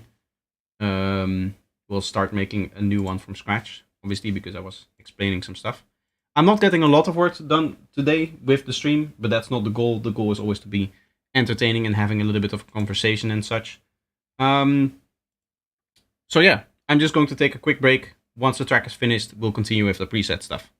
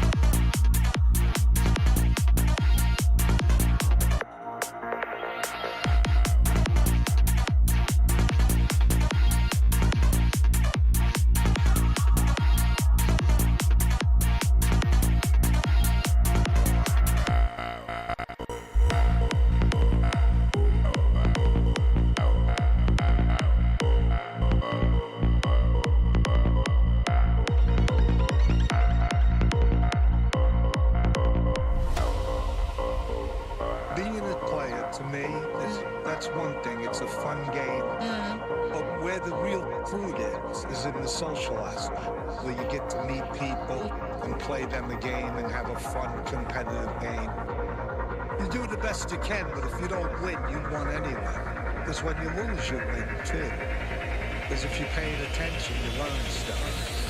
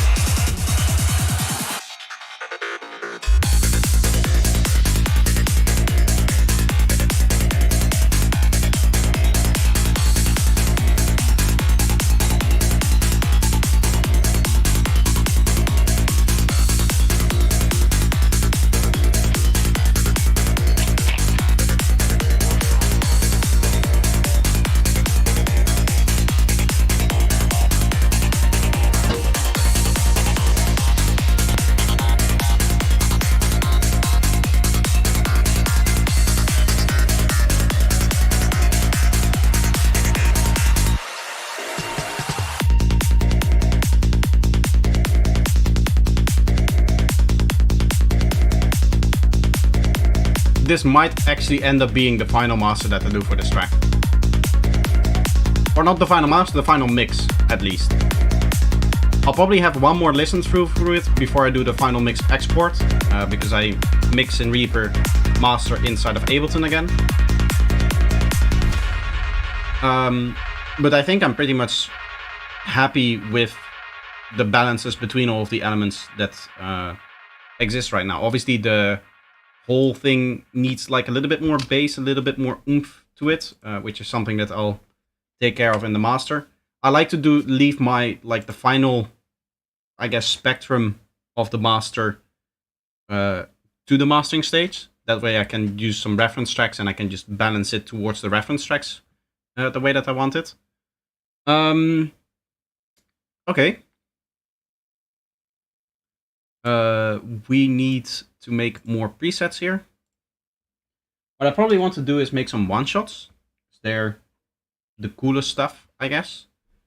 I feel like one of the things that I haven't really been able to use is the delay trick where you set the delay time super low, right?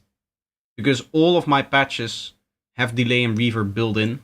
If you do something like this, where the delay is really, I guess, short here, where you get a key, right?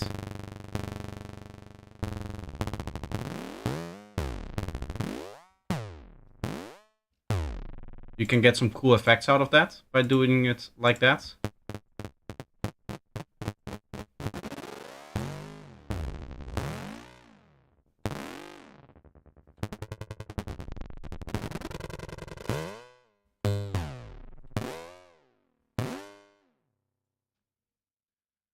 I cannot really use this because I still want the normal delay in there.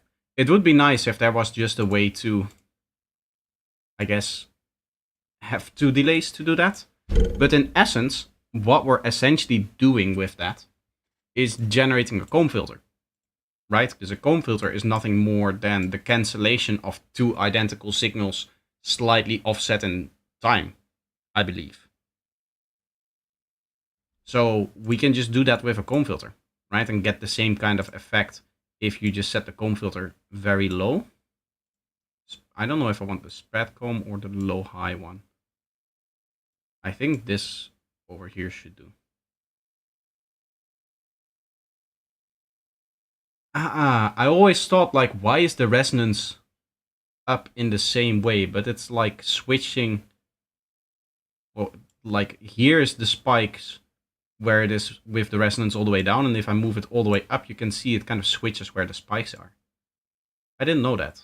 I'm going to go with this one over here, I guess, because I want, like, some low texture there. I guess we can slightly low pass it. Maybe like this something.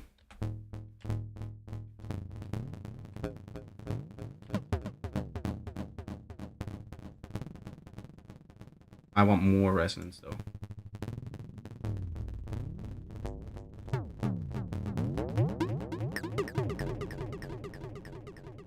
Might be cool to do something with that.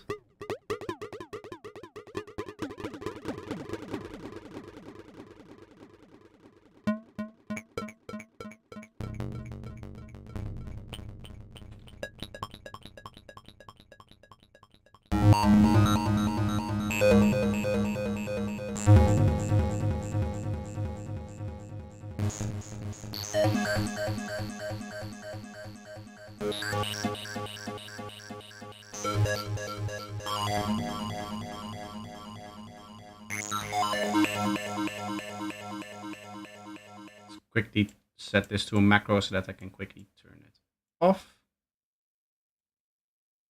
I'm not entirely happy with how you have to hover over some things, and sometimes when you, let's say that you want to modulate the spread, it's like really sometimes annoying the way that Vital works. I guess it's because I've not been using it as much as Serum, that I'm so used to the way that Serum works that any little difference in that immediately becomes an annoyance. Because if we talk about modulation systems, it's pretty much identical the way that it works. In fact, I would say that Vital, in terms of the way that you set up auxiliary modulation, is much better because you can set an auxiliary for an auxiliary for an auxiliary for an auxiliary if you want. Say that I want, as an example, I have this parameter over here modulated. I can set an auxiliary here, and then I can set an auxiliary there, and then I can set an auxiliary to that, and then I can set an auxiliary to that, and I can just keep on going with more auxiliaries if I really wanted to. Not that 5 auxiliary things going into other things is ever really useful, but I found myself sometimes needing an auxiliary modulation for modulation that in and of itself is already the auxiliary. You know what I mean? Where you're modulating the modulation amount. Which, I mean, the cool thing about this is that you can also do that from any starting position, I guess. So you could set the modulation amount higher, like this, as opposed to just overtaking the modulation, the way that in Serum it does it, goes from 0 to 100%. You cannot say that you want a macro to go from 0 to 200% modulation on a certain modulation. You cannot really set that up inside of Serum, not in the way that you can do that in Vital. Let's have a cooler tone going into this effect. Let's try some phase dispersion, which is always nice.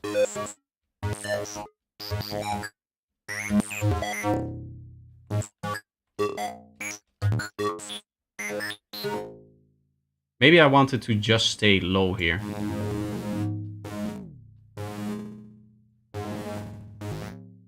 Or do we want...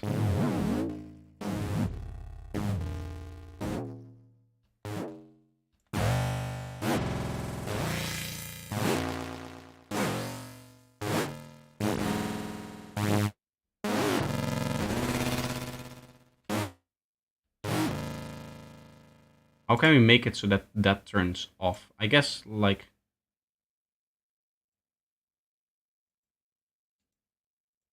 So yeah, we would set this to 50 then, and then minus 0.5, I guess, on this, or close to it.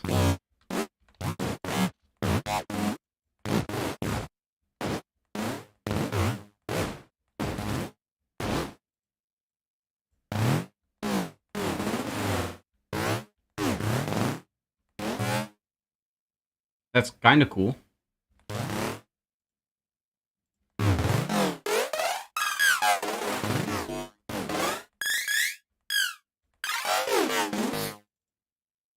Maybe that's something that should be on the macro together with the phase disperse. Is this like the tonality of it?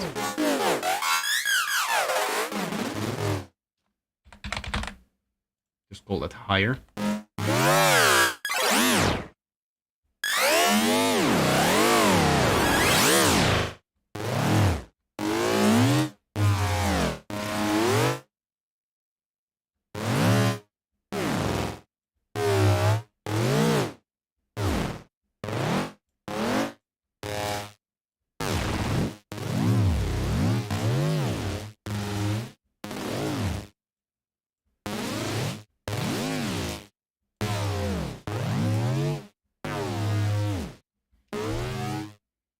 We're getting some cool stuff out of that. I don't know how useful this will be.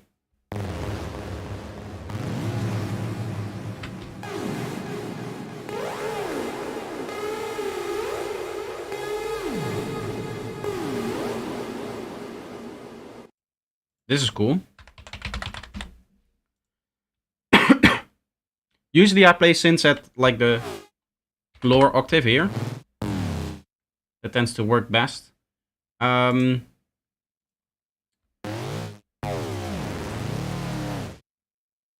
I would like... What if we do this comb stuff over here so that we have some filters behind it? Either that or we do a filter in front of it, maybe.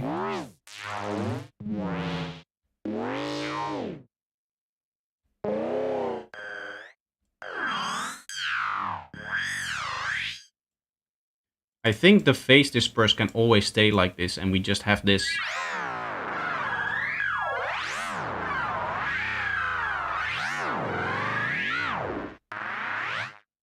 That's kind of cool. We'll have a different random modulation for this one.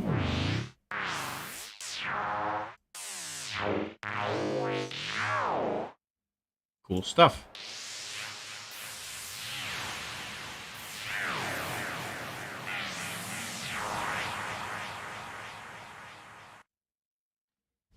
I guess the whole idea behind these one-shot sounds is that you can render out a bunch of them. And because they mostly rely, or most of them have some kind of random modulation in there, you'll get different variations of the same sound, I guess.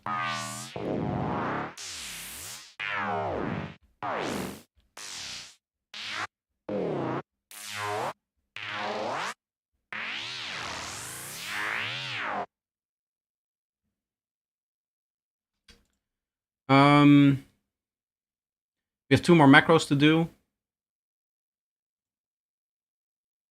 We want maybe a little bit of saturation on this. A little bit of distortion. Maybe it's cool to do something with the downsample here.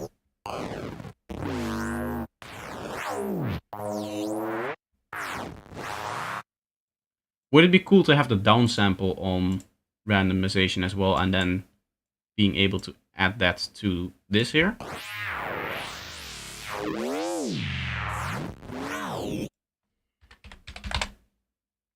I'll call this crush. I know it's not the right terminology, it's downsampling instead of bit crushing, but I think if you call it crushing, it is more... for one, it actually fits in the label.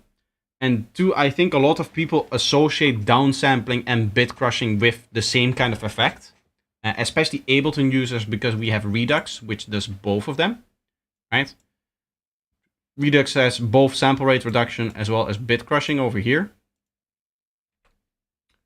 So I guess both having one called the other, it's not the best thing to do probably, but I think it's will make it clear enough what it's actually doing. Do we want to try like a stereo?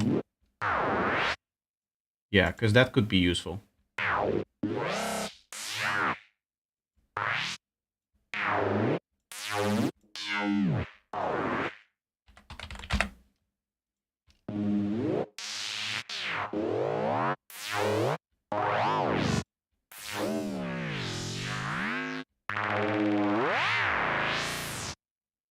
Okay.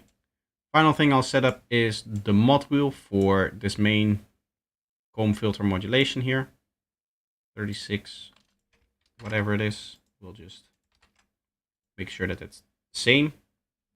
And then in the matrix, I'll go into the first mod wheel, the one that is modulating the amount. And I'll set up a shape for this, meaning that with the mod wheel all the way down, you're going to get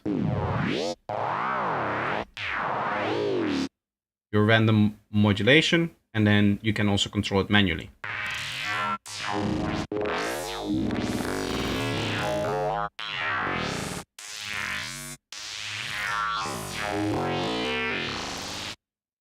That's kind of cool.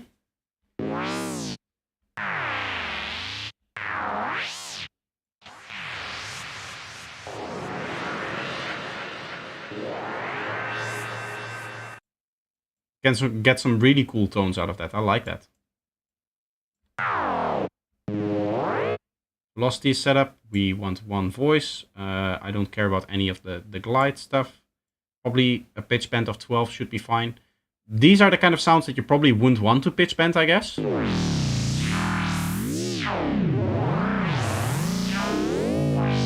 Yeah, it doesn't really seem to care all that much about being bent.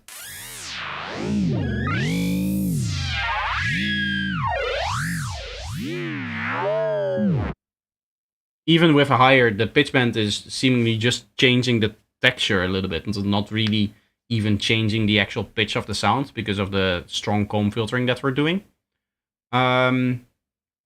So I guess I'll leave it at 48 pitch bend so that you can use it as kind of like a tone control.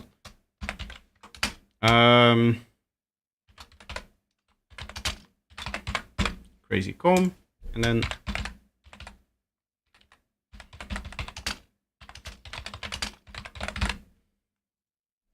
mod wheel is the comb filter. There we are. Hello Steels, how are you doing? I hope all are doing just at least good as me. Today has been super nice. It's been nice for me as well. I don't know for everyone in chat, but I hope they do the same as well. That they're also doing good. And I'm just chilling, to be honest. I had a little bit of a strange morning. I woke up with something that has never happened to me before. Or at least that I could remember. In that I woke up, sat down to do the work that I wanted to do, and I started working on this project actually. And I just played the kick and bass. Right, like this. I just played that to kind of get into, okay, I'm going to be making presets today. I'll have this and this and this to do. Let me just quickly get acquainted with the project again. And then, even though I knew for a fact that this was completely mono, because I even had tested it over here with setting the width to 0, it sounded like the sub bass was very, very stereo to me. And like the lower frequencies were very stereo to me.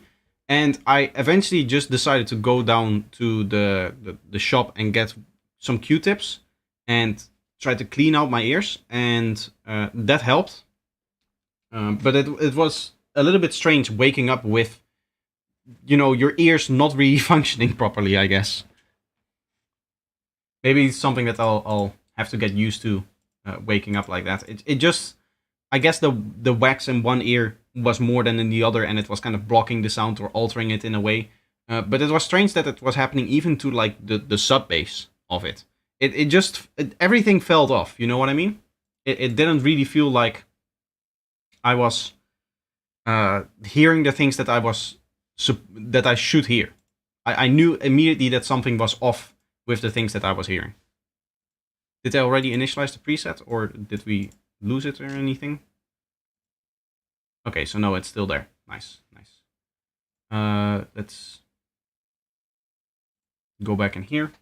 We need to make another one shot. I want maybe like a strong acid sound. That is something that I don't have yet for the one shots. So we'll make your basic kind of acid setup like this. I think the distortion inside of Vital doesn't really go hard enough to make your like distorted acid sounds. So this is the normal acid. If I go to my distortion and I put on the fuzz stereo thing here, which I often use for my assets, even this, I really turn it up. I believe.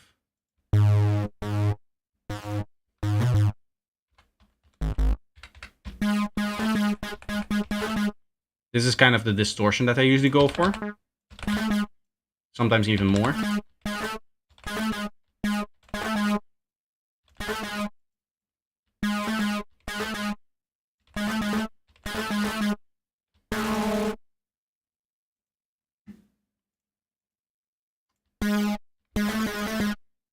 Yeah, kind of like this, right? Very distorted sound, pushing it into it with a multiband. But Vital itself doesn't... At least it doesn't distort in a nice way. Maybe we need like a post filter.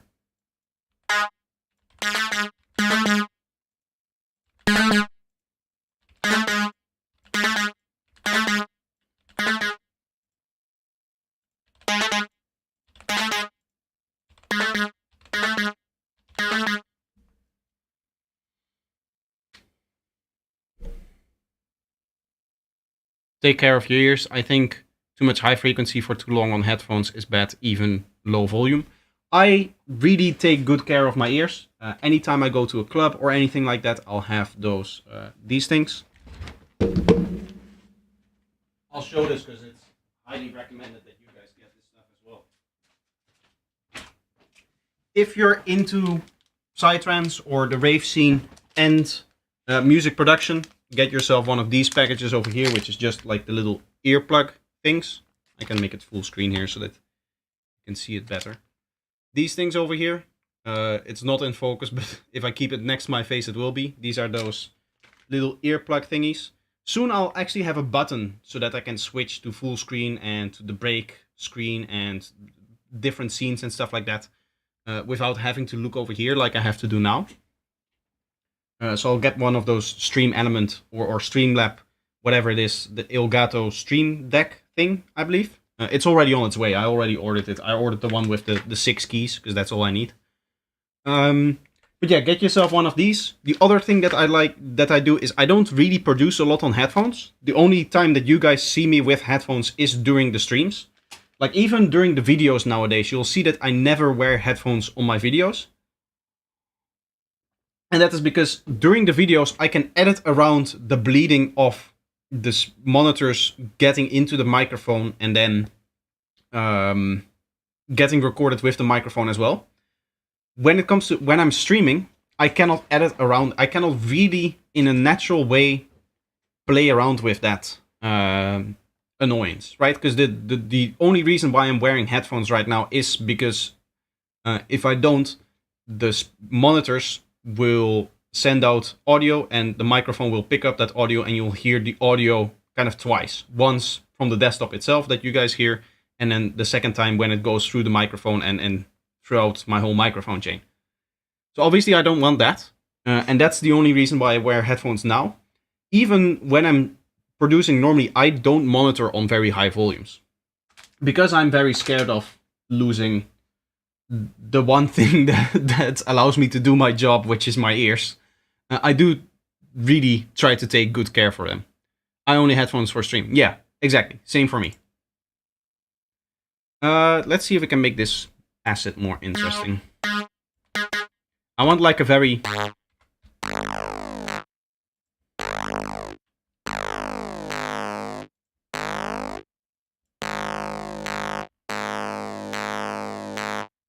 First of all, let's set this to envelope.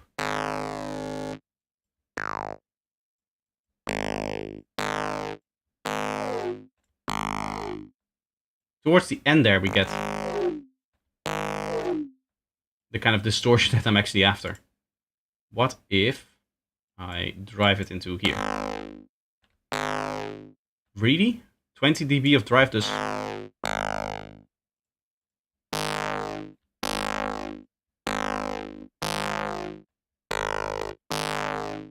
Does that sound like 20 dB of drive to you guys?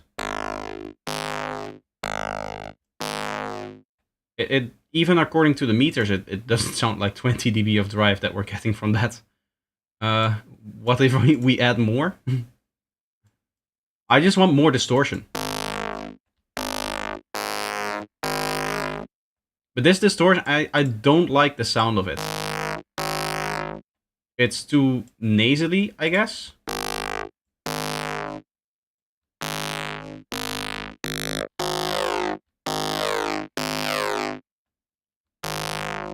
Also, why are we not getting the traditional kind of peak out of it?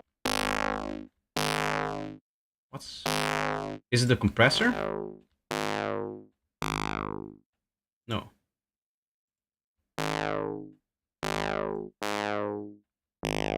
Do you see on the spectrum how we get like 2 peaks in there? There's not really the resonance that you would expect there to be. Let's set it. The dirty one distorts a bit better, I guess. The ladder one is a little bit nicer with the resonance on there. Maybe the build-in is meh. Yeah, I know. I know it's not the best distortion. But I have to stay inside of Vital, unfortunately, because that's where the preset is going to be. Aha! Now we're getting somewhere.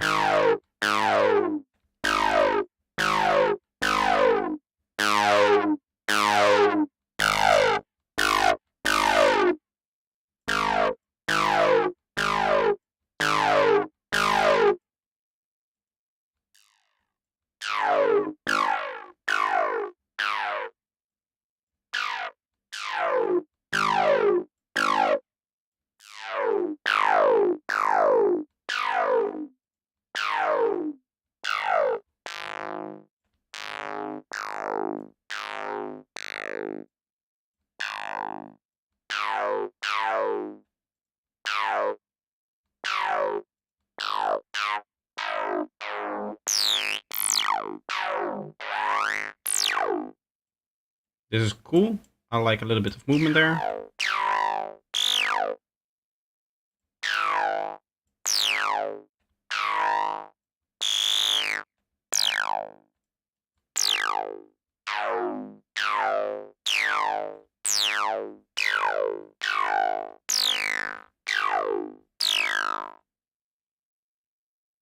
I like that. I'm going to set up a macro for that though. These two both, if I move this over here, yeah, it will have the macro there. That's good. I can do it with the mod wheel, and we just use the mod wheel for the filter here. Again, for the modulation, that means that we need to set up a remap that looks somewhat like this. What this essentially does, for those that don't know, is it makes sure that when the mod wheel is all the way down, you're going to have your original modulations that you want on there. So these modulations over here, number 6 and number 1. So the LFO going to the filter cutoff. And number 6 over here, the randomness going to the filter cutoff. And as soon as you turn up the mod wheel over here, it will turn down the modulation from these two. And instead, it will use this modulation over here. So it's kind of like an override for the modulation that is normally there. So normally you get this. And now you can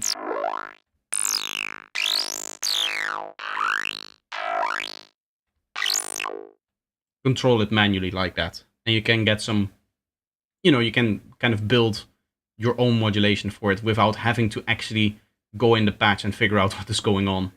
I always do that for like one of the main parameters of the patch, whatever I'm building on or whatever I'm making. The mod wheel, either it functions like another macro, but 95% of the time it just overtakes a modulation that is crucial to the sound, and it allows you to play with it yourself, as opposed to being dictated by whatever the randomness or whatever the LFO or whatever the other ones are doing.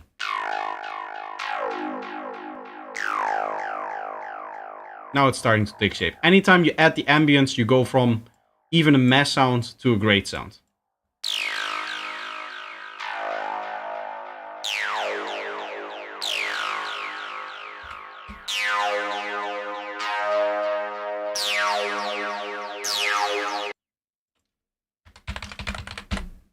It just makes sounds better. Okay. Now it's time to start worrying about the macros again. I'm gonna go with, again, a stereo macro. It's probably very useful.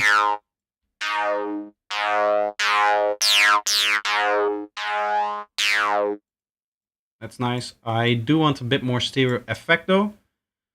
So I'm going to like chorus the higher mids here.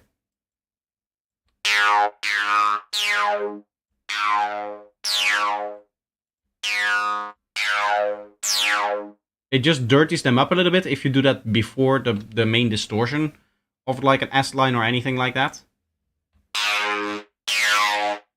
Let's have this compressor after it.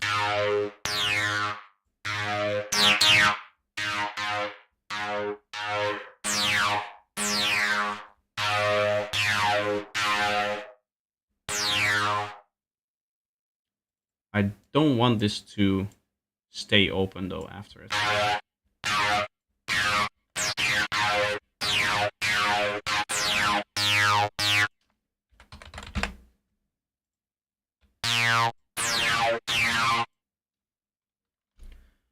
Maybe I want this to just be this thing over here. Like washing it out, and then by default we'll just have the sound stereo.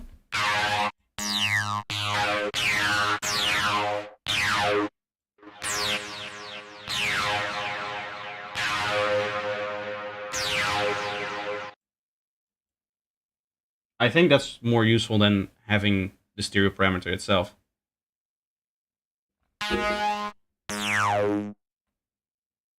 Would it be cool to see if we can set up a switch here that instead of it going down, it makes all of them go up? I don't know if that's possible because we already have set an auxiliary over here.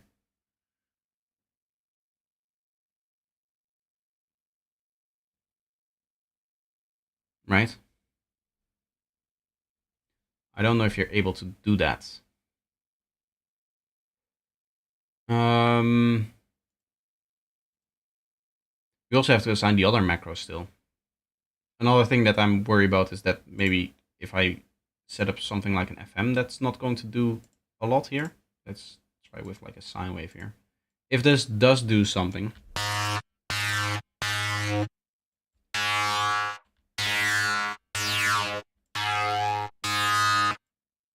it might be nice to have that on a macro as well.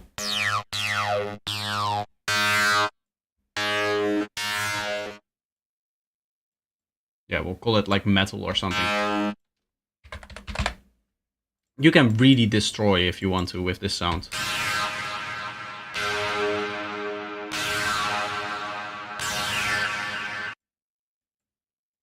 Do we want to maybe tune down the saturation in total a little bit? Let's say we set this to nothing here, right? We still have the drive on this thing.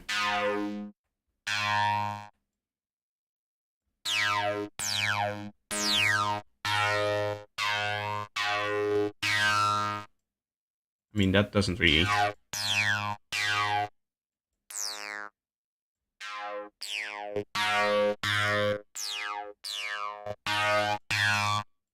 That doesn't really achieve much other than just making it louder. This is the trial and error that you guys don't see when you're browsing the preset, how long it takes for somebody like me to actually make the preset part and assign all of the macros and stuff like that. Usually the main sound is 2 minutes and then you're done. and then you spend another 30 minutes trying to figure out, okay, what can I all modulate to make this sound more interesting? I think we should find it in here somewhere. And what might be the best that we do is either high pass more and give it more resonance, or with the phaser.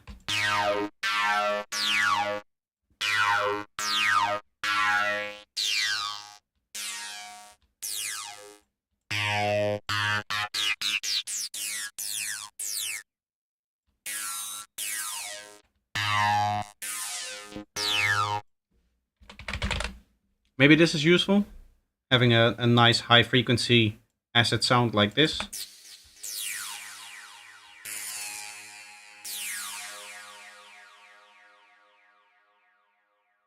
I'd say turn the FM modulator oscillator down an octave.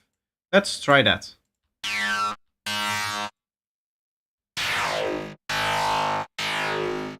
That's more metal. You're right. That's good.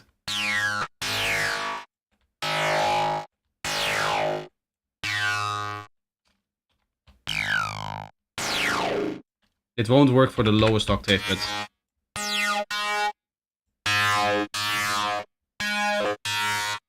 that's okay. When it comes to presets and stuff like that, I always encourage people to play multiple octaves anyway, so... if you're using them right, that should not be a problem.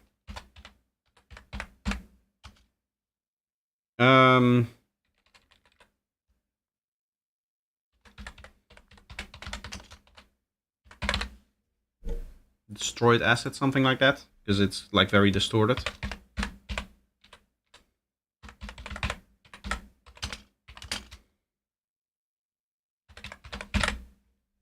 It's just the filter for the mod wheel here.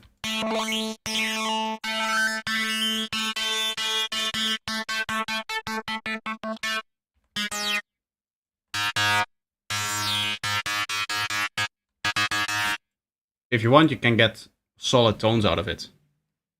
Shift drag equals 12 semitones. I do know that. It's just that at some point it's just quicker to do it like this. I have enough space in here that I can consistently get to the number that I want to get to, but I know that you can just hold shift and it will go up and down a little bit. To be honest, this is very little mouse movement that you need to do to go from one to the other. So to be honest, I prefer maybe even going like this. See, I can consistently get it like quickly. Also because you get used to the muscle memory.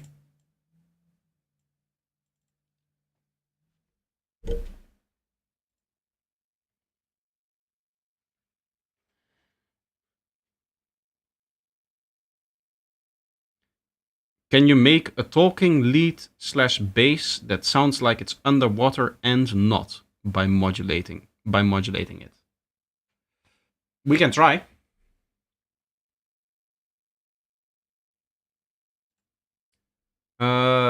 This is all saved. It's not properly done because we need to set up the utilities over here. Probably 24 blend, 1 voice. Would it be cool to have this glide? Yes. Okay.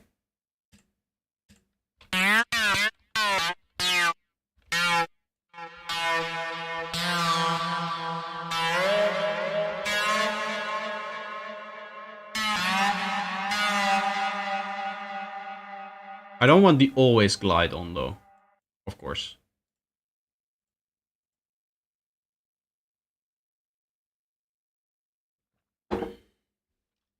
Let's try to do what you said. A talking. Okay, so we want something that talks. We are going to use formants, right? These kind of filters over here. What I'll probably end up doing, is it 4 seconds, the resample time here? I believe it is, right? Resample this effect into a wavetable. To be honest, just randomly should be okay. This also moves things, and then we want the peak as high as possible.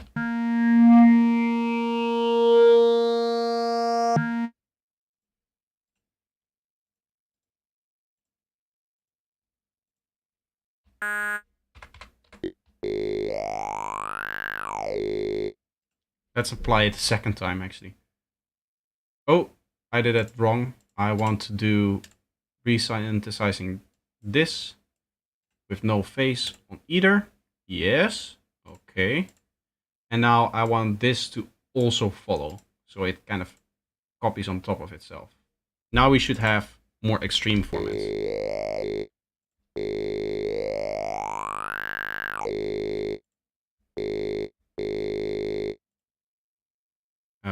We did that wrong again because that one didn't go through the filter. So it's resynthesize on this. Resynthesize on this. Yes. Now we should be okay.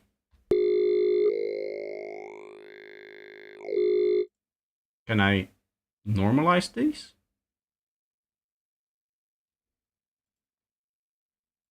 Normalize.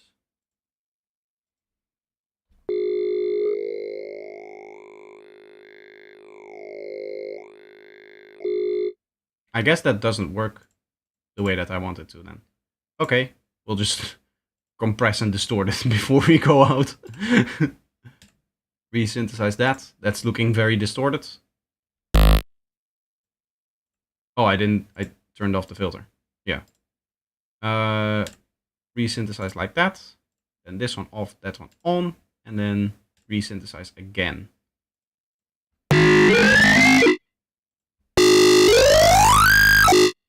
Of course, we can turn off this.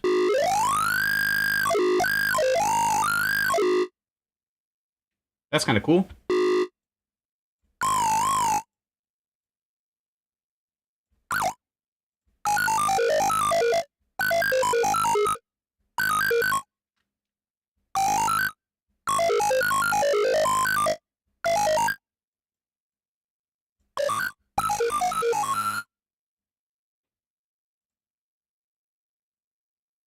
It's a good starting point. It's not exactly underwater sounding. If you want something that sounds underwater, you just low pass it, so.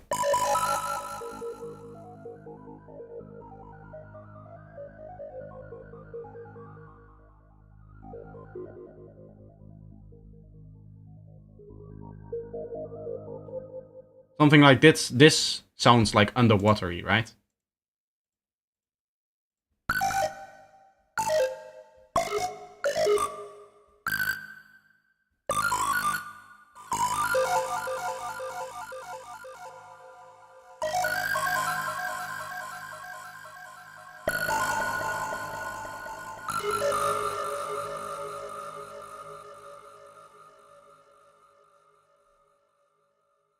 You have to apply a filter in the wavetable editor for proper pre-frame normalization. And remember to apply that low pass all the way up to make sure it remains unfiltered.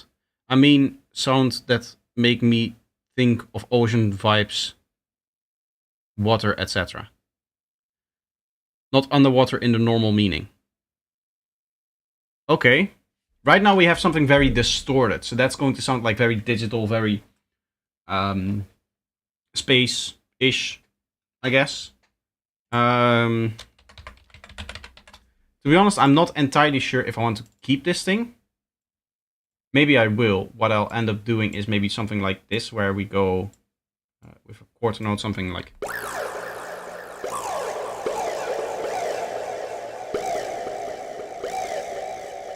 This might be a cool way to.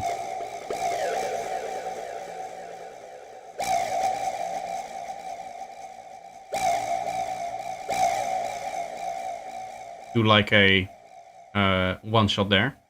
And then we can set this up to kind of complete that modulation so that we get random steps, I guess.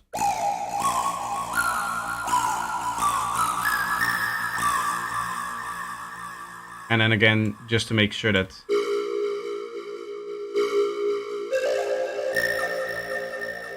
this works, we'll set up that modulation. I'm just quickly going to turn this into a quick idea for a preset, and then we'll try to make something that you said as well. Hello, Wesley. I don't know if I already said hello. Sometimes I don't remember.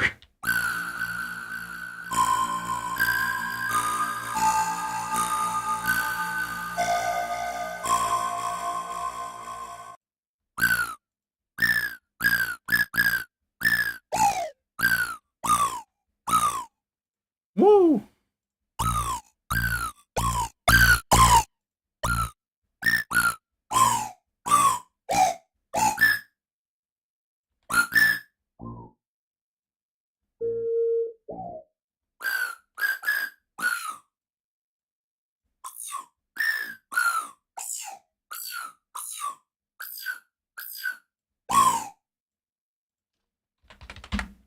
I want it to move a bit more, so we'll add some movement things here.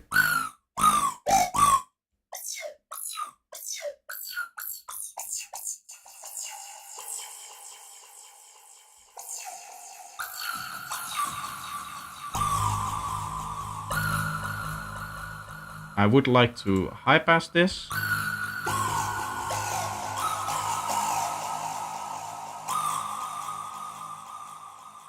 Sounds interesting. I know.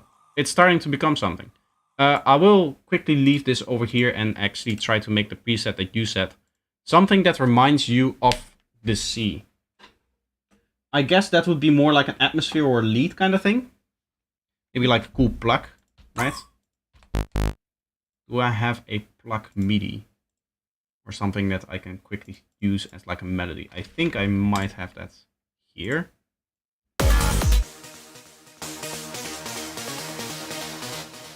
I think I have it in the other project. Like an actual good MIDI. Projects. Do you guys see the... It's this one over here. I do know which project it is. Let me just import the whole thing so that I can just grab this one MIDI that I have. Which, yeah, is this one over here.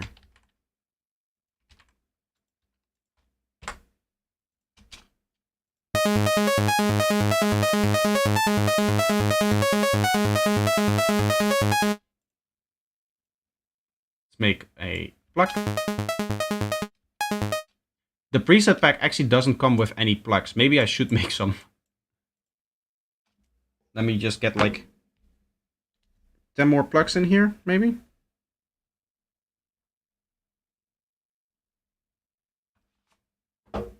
That should be good enough.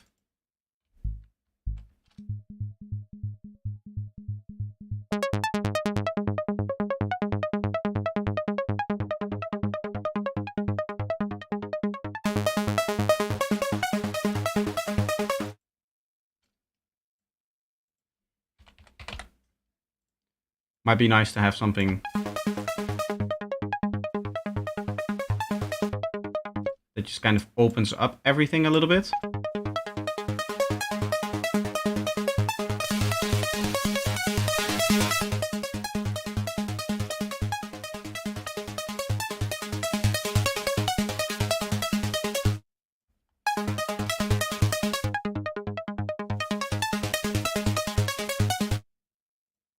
I like that. We'll add our delay and reverb.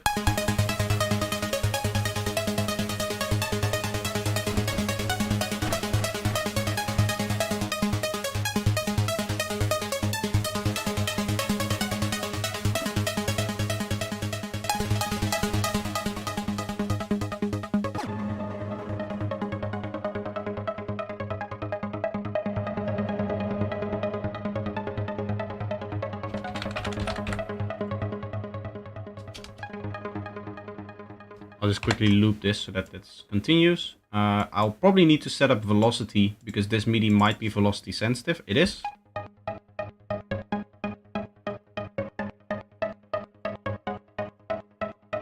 Okay, so it turns out the way that I've been doing it is not ideal. I think it is because it kills notes, right?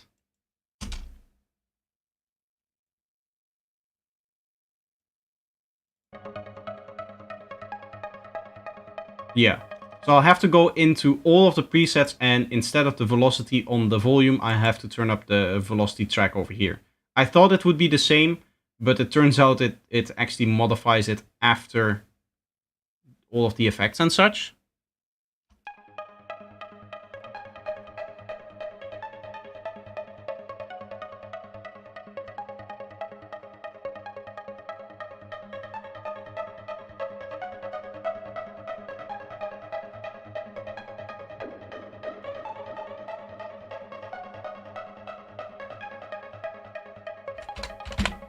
I want a bit of a washing effect here.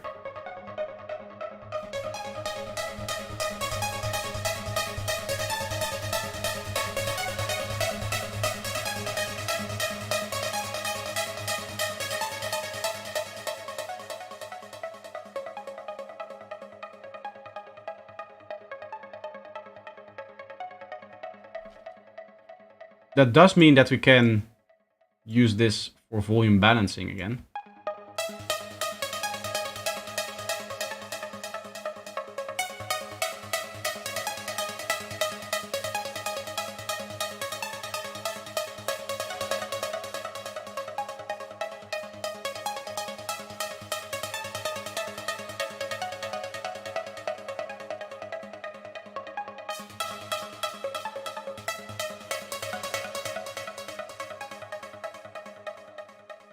I guess, again, not, because it's... it happens after the delay and reverb. This is one of the reasons why I don't like delay and reverb on my... in the actual patch itself.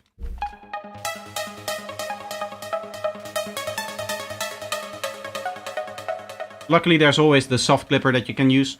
It is strange how few places you can change the volume over here. Just off the patch itself, you have the levels over here, and then all of the rest doesn't really come with a volume. You never really understand how much you're missing that until it's no longer there. Because it's not like... I guess inside of Serum, you have every effect has its own dedicated level knob. When you click the mix, you get the level knob, except for like the EQ and such. But also having it in the filter, having a drive that actually raises the output volume, which this one doesn't seem to do. Right? It's not really adding 20 dB of drive here. It's not even adding 20 dB of distortion, in my opinion, because it doesn't sound distorted whatsoever.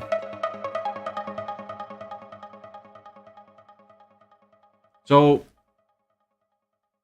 for those things, I guess having it in Serum is a little bit nicer, because there you can actually level balance different effects that you're doing. If you have an effect like we have the hype over here, it is very easy to level balance. In this case, what might end up happening is that we have another effect over here that needs also level balancing, and that then also needs to control the drive over here, and that may cause some issues. I'm thinking just doing like a very slow phaser on it.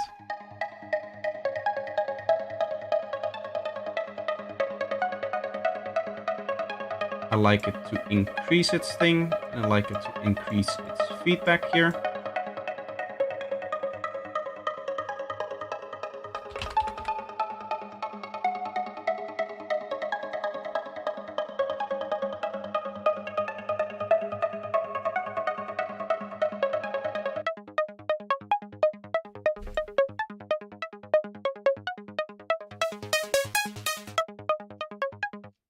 So the hype one already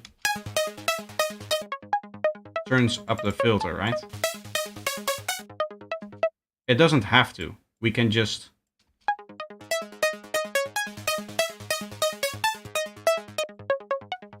have that as two different functionalities. Like that, yeah.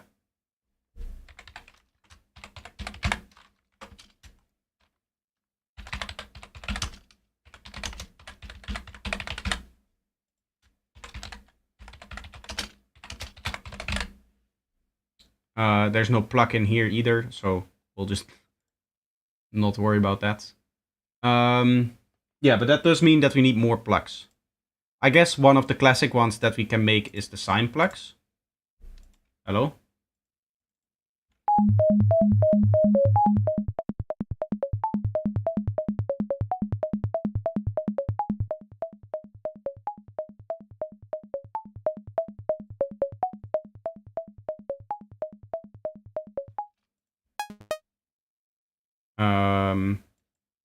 Set the phases all the way down, and let's set this down. Let's try a bit of FM on that.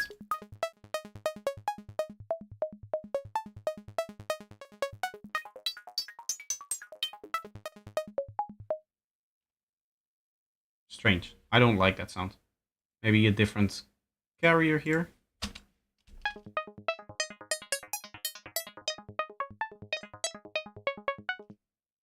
It doesn't seem, by the way, that automation updates in real time.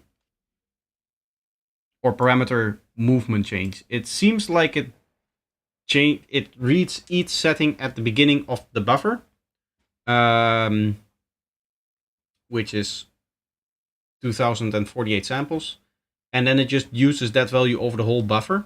So if within a buffer you move this really fast, it doesn't seem to actually change things.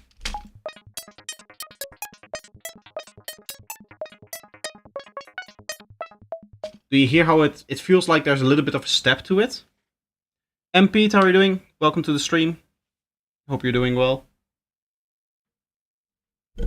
I do still think that this would be a cool sound to have.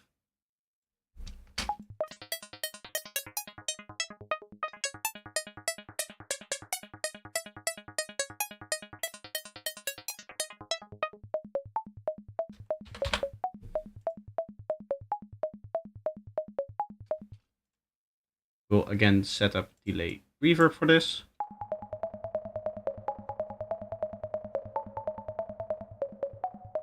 Maybe not, let's not have all plugs follow the 1/8 dotted. For this one, I'll just keep it normal 1/8, even mono. Honestly, I'm basing that off the one melody that we're playing, but it does sound really good.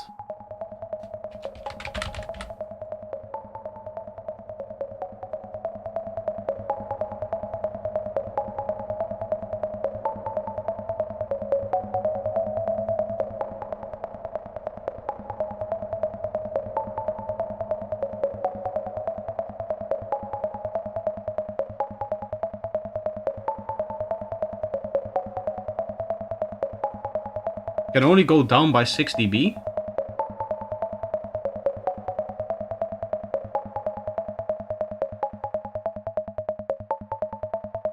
Aha.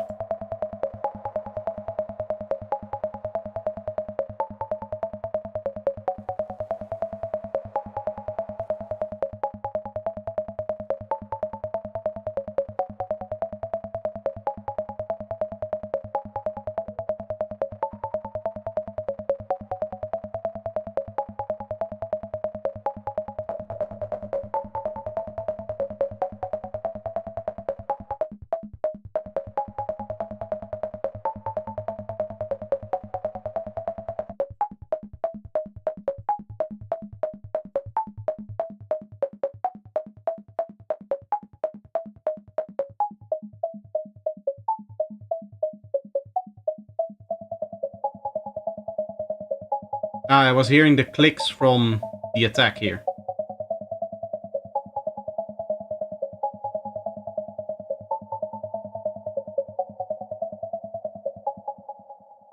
That makes sense.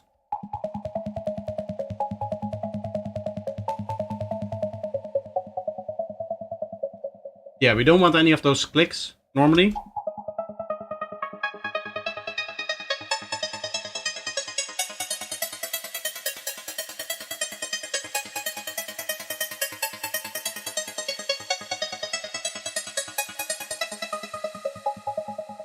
That should probably stay like that. I like that. We need to add 2 more macros here.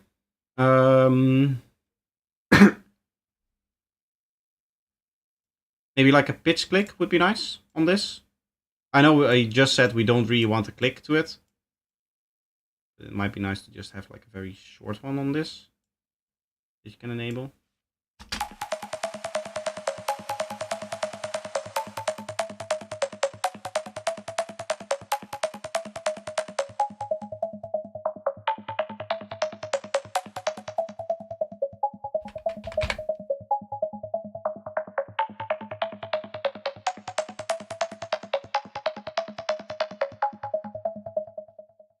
Bit of a strange sound, I like it. Final thing is probably going to have to do something with the filter. Maybe we'll do like a little phaser thingy here.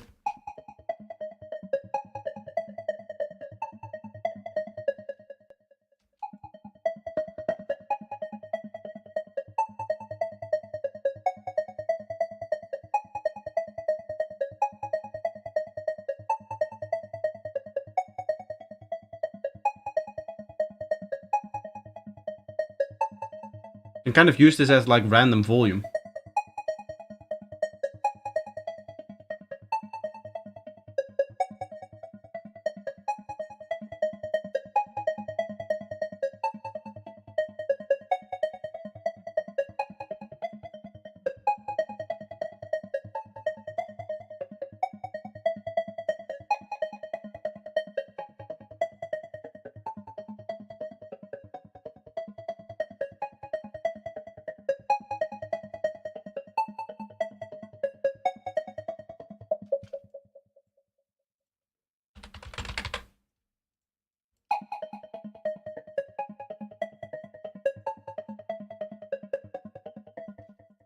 Is it also cool to have like a comb filter that comes in every once in a while as a random thing?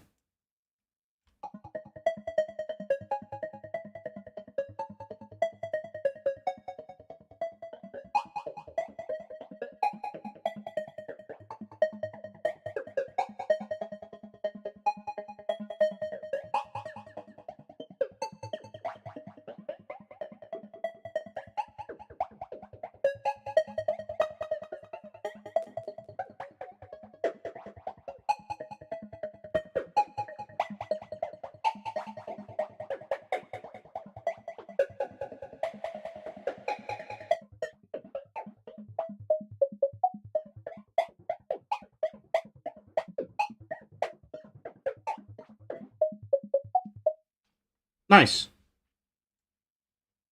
I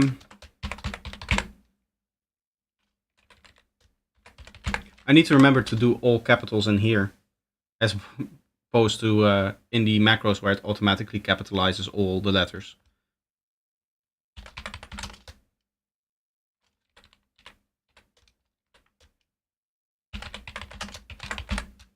Shine sign, I like that. I like the double names with where the first letter is always the or is both the same. What did we set for the mod wheel? We didn't say anything for the mod wheel yet. Distortion maybe? Can that work? A little bit of parallel distortion.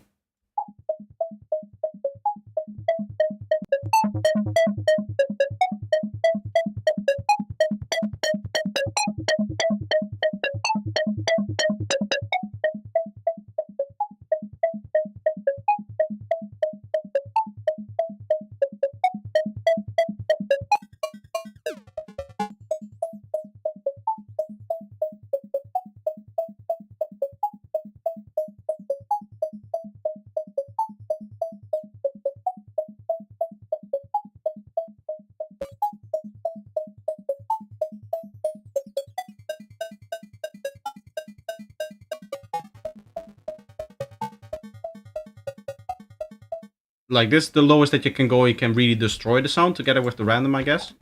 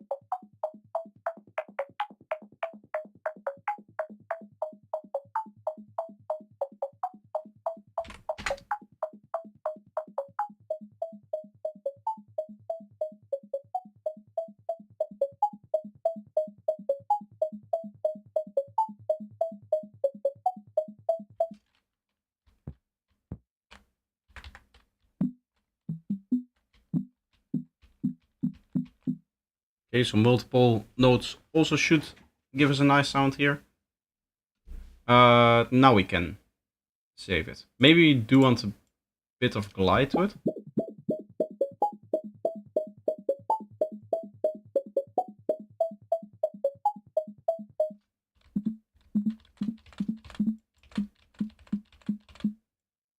I guess it's nicer to have chords than glide for this one.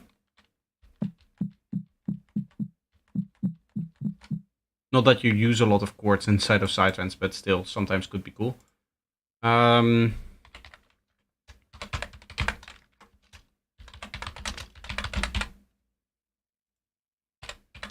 Shining Signs.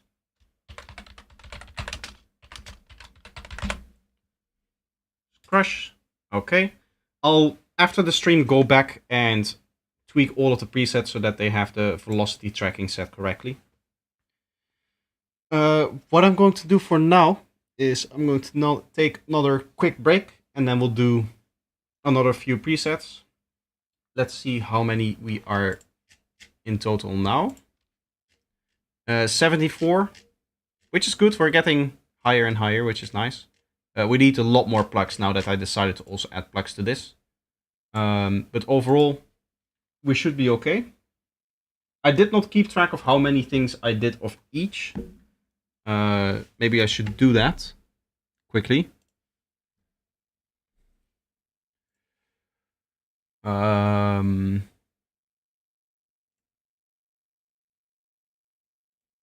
One pad,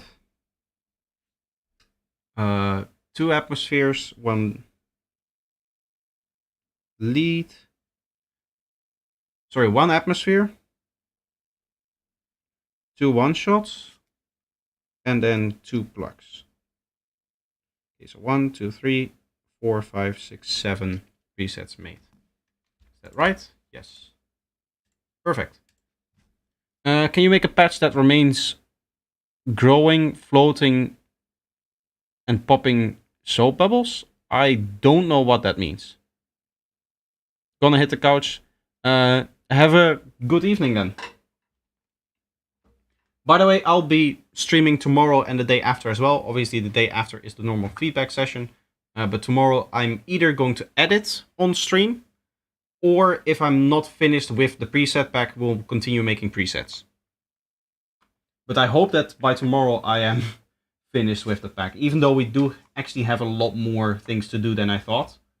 I still think that if I push through and spend some extra time tonight, maybe even pull an all-nighter, I can have it ready for the day of the sale, which is obviously a huge thing for me. That would be very, very beneficial. That would mean that tomorrow, if I do pull an all-nighter, the stream will not be the highest quality. So maybe I'll end up doing that, finishing off the pack, pulling an all-nighter, and then tomorrow afternoon just having a chill afternoon where I just edit on stream a bit. Because that is stuff that I can turn my brain off a little bit more for, a little bit more easily. The reason why I wanted to do that, why I wanted to test it, is so that maybe if I just, because there's like 1/2 days a week that I edit, right? That I just edit everything that I have to edit for the week. And now that I have a second channel, the also projector channel, where the conversations with projector will go, I need to edit more. So I figured, why not turn that into actual content by just streaming me editing?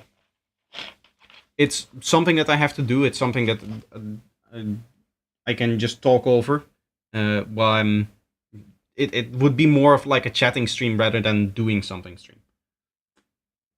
Even though, in general, my streams, I would say, are very chatty. I try to talk all the time. I try to keep things interesting as opposed to just having the stuff on the screen. But I think editing will allow me to talk a little bit more, because it's not something that I will have to constantly maybe like explain and stuff like that. So I can focus maybe a bit more on like actual conversations with people, as opposed to, hey, how did you make that synth sound?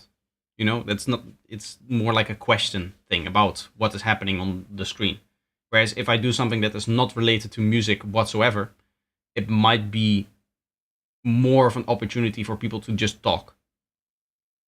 Anyway, I'll decide on that tomorrow, however I feel, however much energy that I have. As you guys know, over the last few weeks, I have been, even the non-planned streams, I've been putting up the notification at around 12 o'clock. So what I do is every day I decide like, okay, how much do I have to do? How much do I want to do? Do I have to stream today? Like if it's a Sunday, then obviously I have to stream because that's the feedback stream.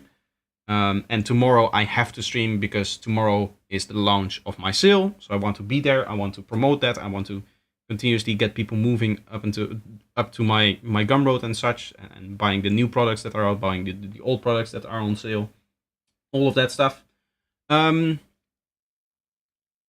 But yeah, I think so. What I've been doing is I've been just, whenever I'm not planning a stream in, or whenever I am not obligated to stream, I guess I just plan it in advance, so that one, I have a target, because at 5 o'clock I need to be here, I need to sit down, I need to stream for a couple of hours. So I have, okay, what's all of the work that I can do before that? What's the work that I can do after that when I'm still have a little bit of energy?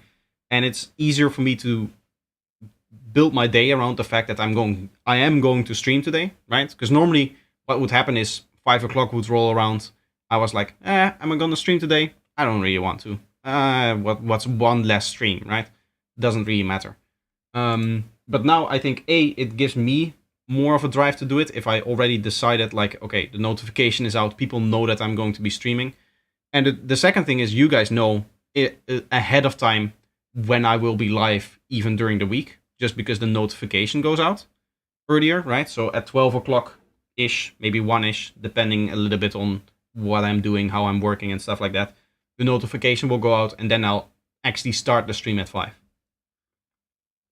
So I'm deciding earlier on when I'm usually also a little bit more energetic, because in the afternoon, you tend to maybe go a little bit lower on energy if you're working all day.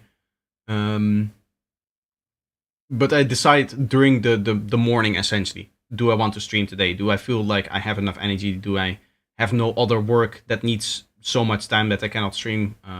Is there something interesting that I can show? All of those things have an impact on whether I decide to stream or not. Speaking about the stream, this is the last thing that I'll say before I go on a break. As I'm saying, tomorrow I want to try to do an editing stream if I don't have to work on this stuff. And if I do want to do an editing stream, you guys can submit topics for the stream for me to talk about. So there's this channel in here. I need to clean up the Discord because we no longer do challenges. Even though I might want to go back into it, it was always a hassle to set up. But this is conversation topics. If there's anything you want me to talk about for tomorrow's stream, seeing as it's like a chatty stream, you can send it in here. Just send the topic. Maybe you have a link to an interesting article that you found, or just a specific topic that you want me to talk about so that I can personally do some research. This way, whenever there's a conversation that you really want me to talk about, I can ahead of time prepare that conversation. That way I can have a little bit more of a well-rounded edit, maybe even when it goes into the conversations with projector kind of thing, that kind of stuff. All of that. So if there's anytime there's a topic that you want me to cover on stream that needs maybe a little bit of preparation, or that could benefit from, me putting in some work in advance, then you can post it in here. I already saw somebody typing, so let's see if we get some cool ideas for topics. Good to see you. I really enjoy your shorts. Thank you. I'm glad you like them. This is a little bit of a longer piece of content here. Anyway, I'll take a quick break and I'll put on some music. I guess I'll go with this one because this is a fan favorite. Has been played in a lot of different shorts, a lot of my content. But this will be part of my album. So this is long away from getting released. Anyway, quick break. When this track is finished playing, I'll be back and we'll make more Vital presets.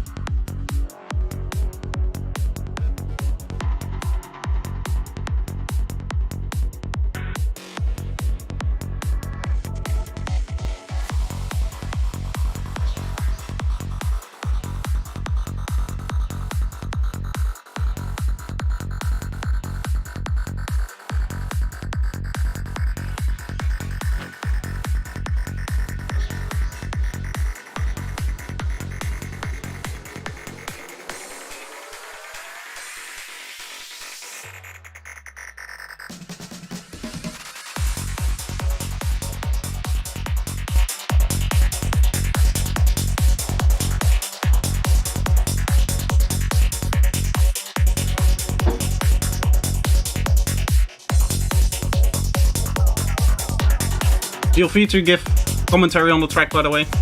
Keep in mind it's not yet completely finished. The production, that is, the mix is terrible still.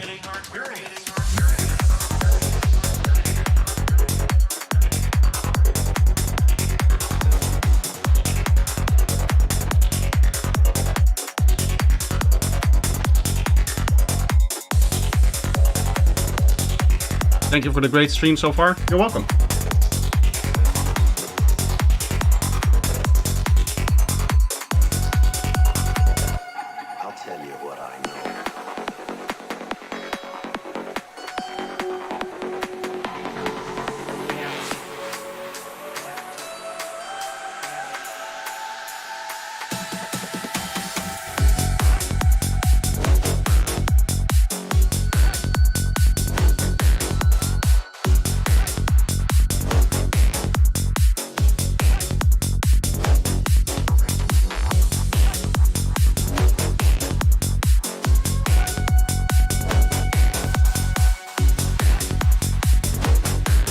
This last drop definitely needs some extra work. This transition over here is a bit meh.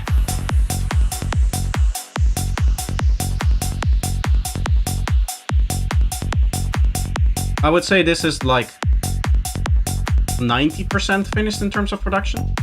Like, all of the ideas are there. It just needs the polish.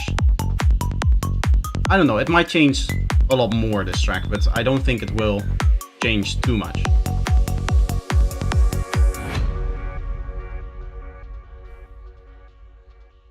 There's delay tails still in there. You can hear that this is still production and not mixed, otherwise those delay tails would definitely be gone.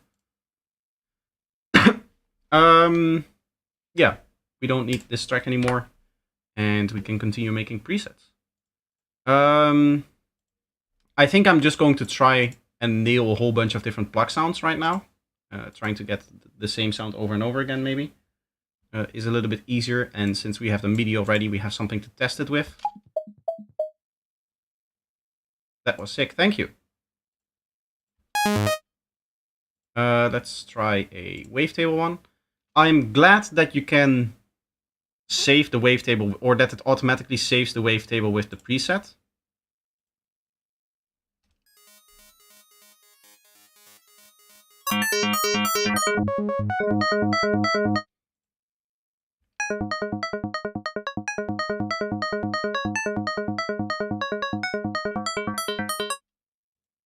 Would be cool to maybe modulate this down like so.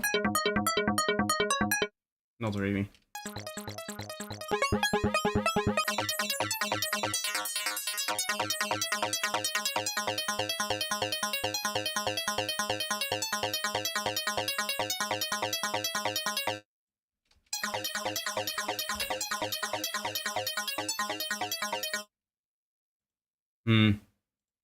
I don't like it.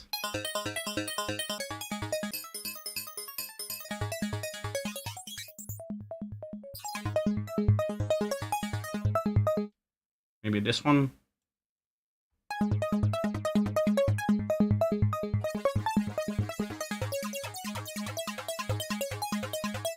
I feel like it's losing its plug and it becomes more of a slash kind of sound whenever I modulate the wavetable. What might be cool is to just have this as a tone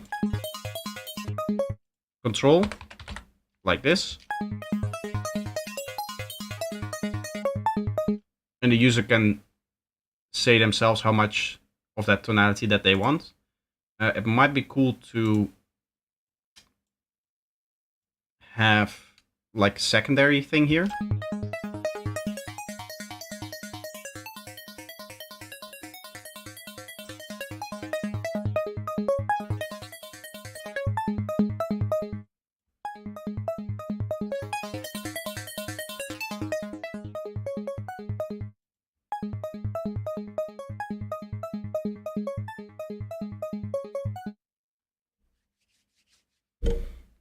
Hello from Germany. Hello back to Germany.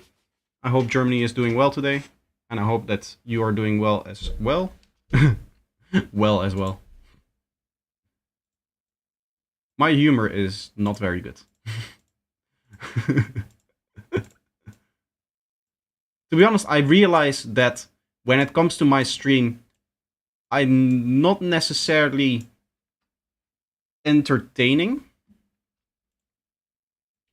Like, it's hard to make, or not entertain. I guess I would be entertaining. I'm not really exciting in terms of what my stream brings, right?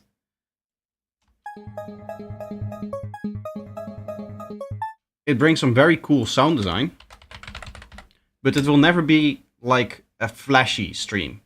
You know what I mean?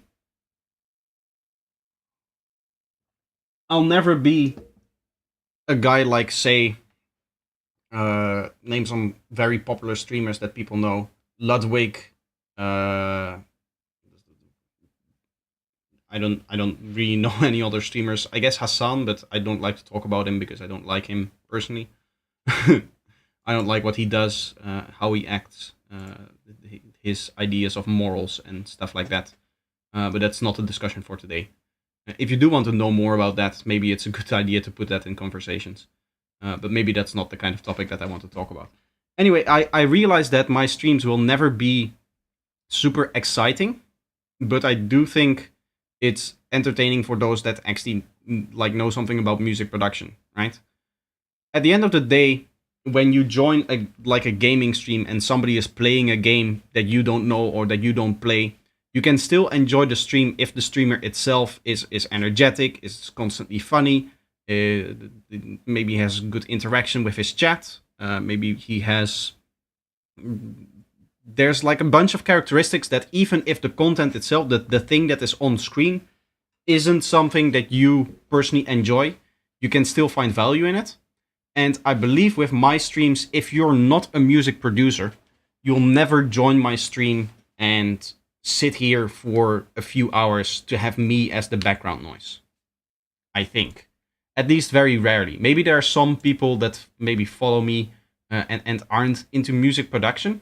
I would highly doubt that. I think most people that follow me are into music production because I do music production tutorials, right? So you wouldn't watch that if consistently if that's not the kind of thing that entertains you. And to be honest, I'm kind of happy with that. I don't want this to be like a negative thing where I'm saying like, oh, my stream will never be big or anything like that. I have long ago realized that the niche that I decided to create content in is not a niche that will get you 1 million subscribers. It just will never happen. So that's not something that I'm like aiming for or anything like that.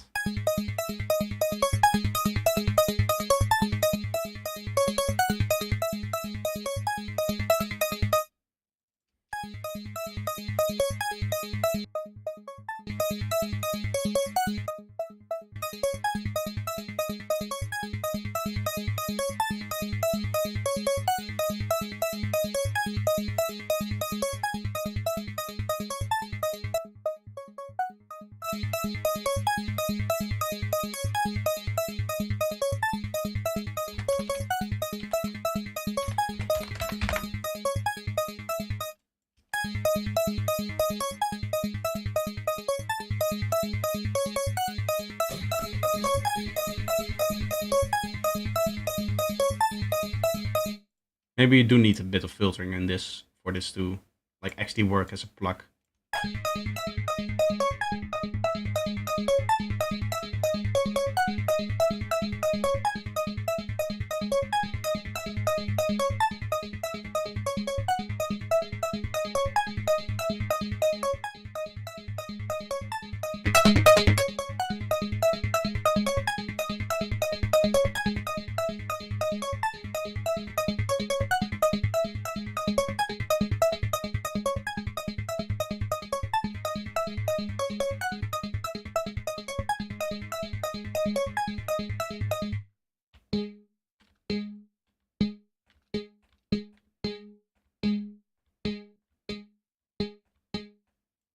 It's funny, this kind of just shortens the plug, even though it doesn't change the decay time here.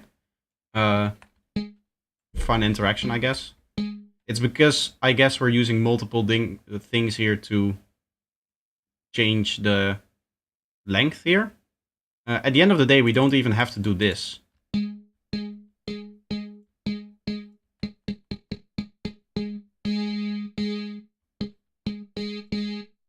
We can achieve the same effect by just doing this.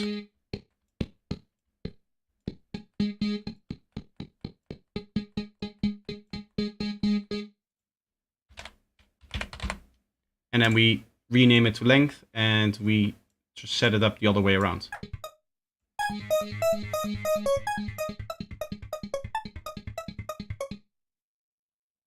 Post the conversation topic for the next stream.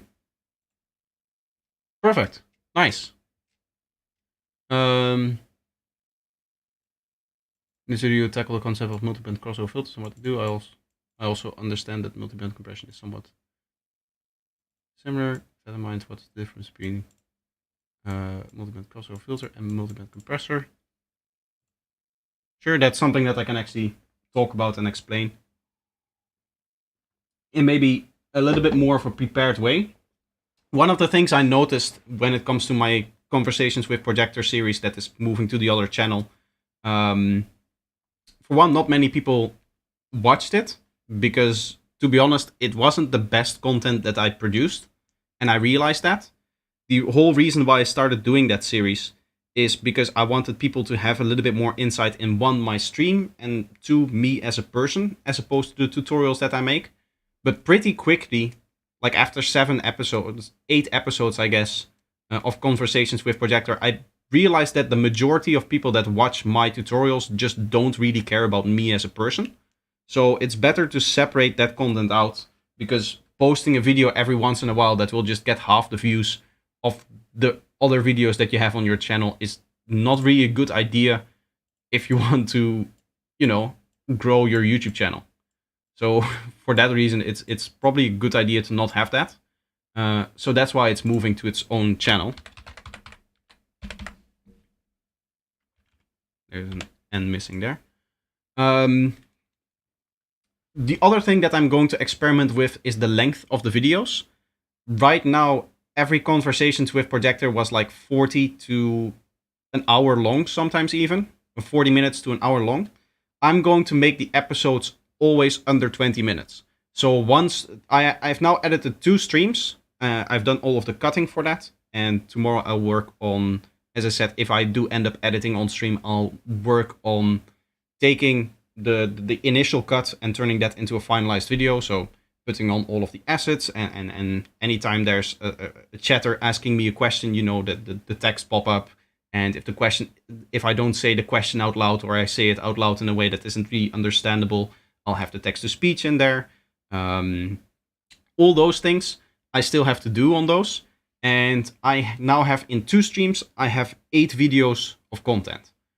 So having 8 videos as opposed to having 2 is also a benefit, because you just get more videos out of one stream. It does take a little bit more time with the edit, but not significantly more, to make multiple videos out of it, because I just have to duplicate the project, how would you call it, the sequence inside of the project, and then I just have multiple videos inside of one project.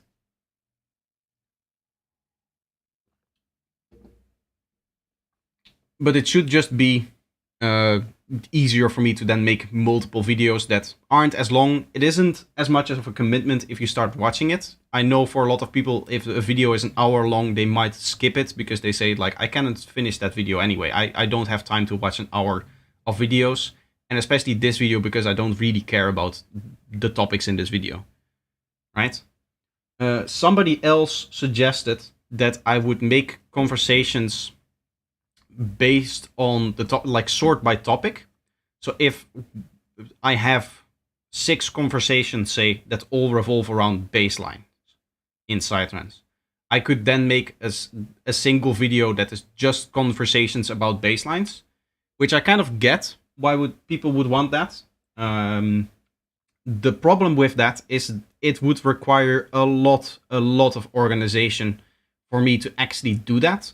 And I don't think the time investment to do that is worth it for what I'm going to get out of it. Especially now that it's on its own channel, where I know for a fact that it's not really going to perform well.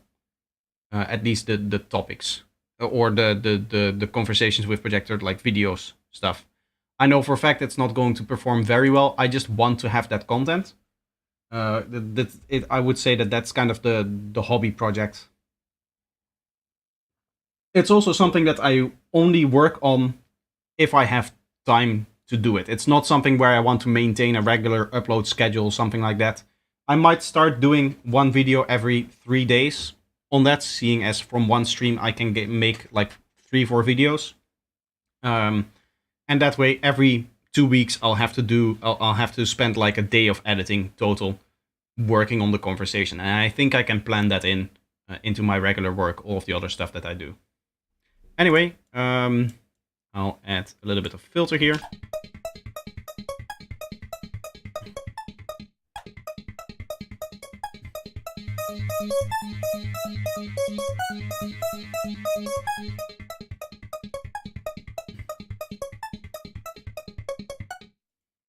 It would be nice if this one maybe targeted the sustain instead.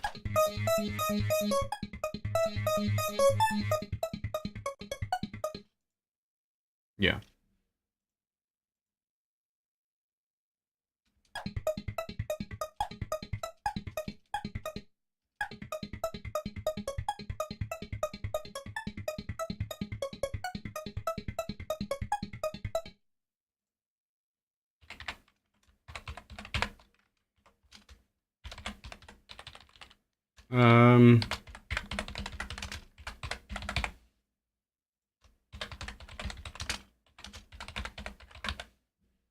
Mod wheel is the sustain here. Okay. There's another one. We're at 75 now. I believe that is 3 plugs made.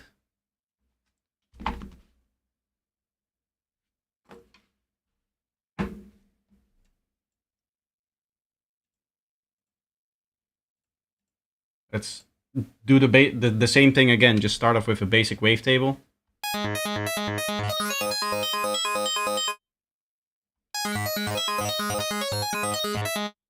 It might be cool to do something here with a lot of randomization. So if we take this, does this not make... I guess we need to use this one then.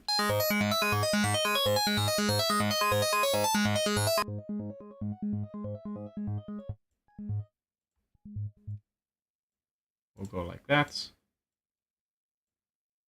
Not on the drive.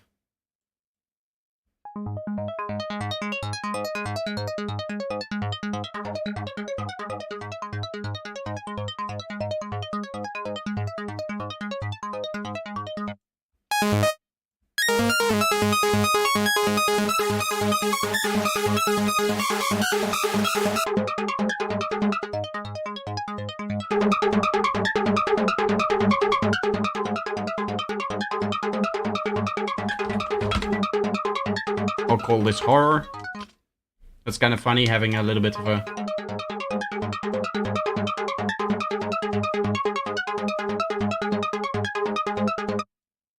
horror sound in there. We can make it so that it opens up more.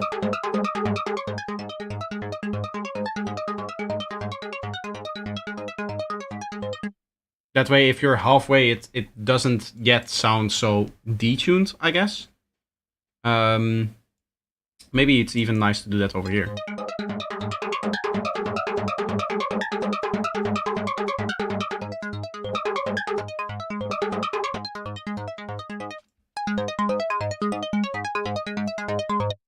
We do have to level balance this.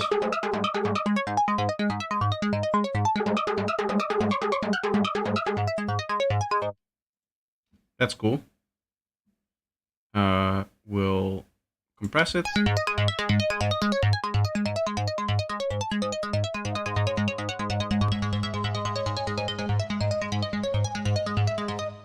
Let's get our ambience ready.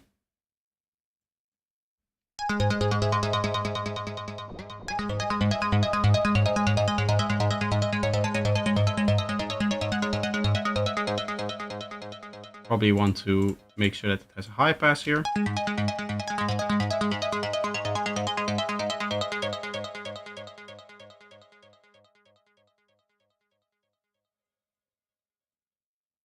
The feedback could be a little bit toned down here.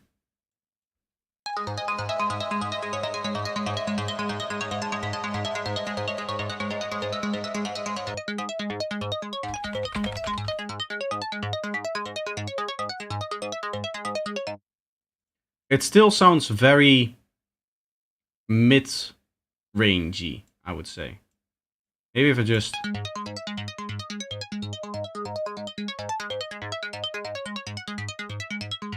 I guess it's not really one area, it's just that the sound is a bit strange, I guess.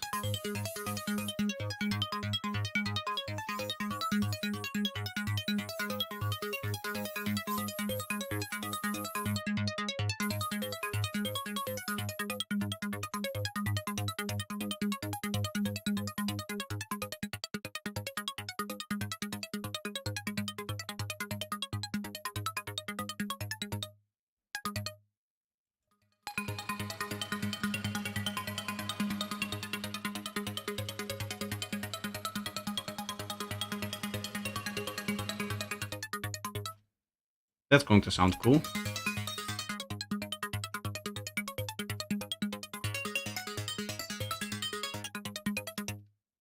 I like this as well.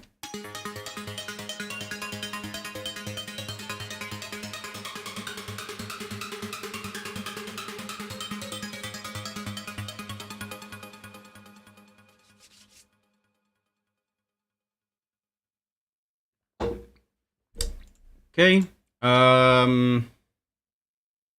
What else? Again, we need 2 more macros and I have no idea what to add. I guess we can try to change the tonality of this thing over here. Maybe with some FM again. Sometimes I think when it comes... You know, I guess this is like my imposter syndrome. Where I sometimes feel like, even though I'm making all of these packages and I'm making all of these tutorials and I'm doing a lot of sound design and I'm kind of known in my community as a guy that knows a lot about sound design, I sometimes feel like that's not really the case. Do you know what I mean? Succes met preset pack. Ga er weer vandoor. Fijne avond. Dankjewel. Leuk dat je langskwam. It sometimes feels like the things that I'm constantly going in a circle here as well. Like I don't really know how I could add more interesting stuff to this preset, so I'm just going to try out FM, which is something that works most of the time. I don't really have a solid, I would say, approach to getting more out of a synth. I just do the things that I know, and it feels like sometimes I don't know enough. Because I feel like sometimes there's sounds that I want to make that I just cannot get to. It might be a little bit more now that I'm running Vital here for this particular pack here. Like Serum, I know a lot more, of course, in terms of ideas, in terms of different tricks that I can apply. But overall, it sometimes, it doesn't happen often, but sometimes it feels like whatever I'm doing, I don't know enough, essentially.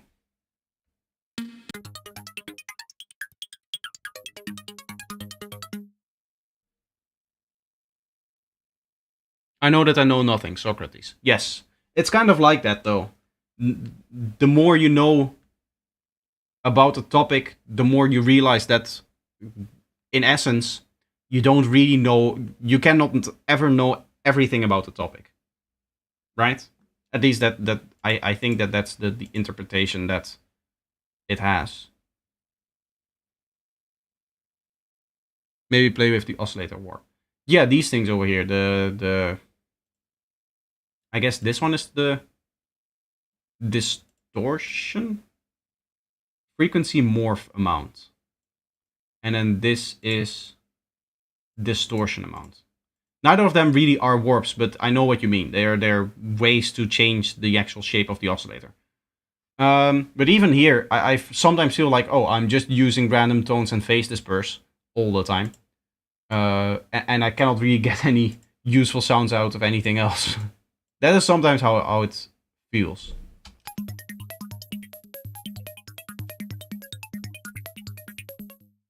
Might be cool to do this.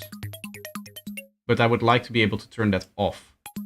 And just return to, I guess, this.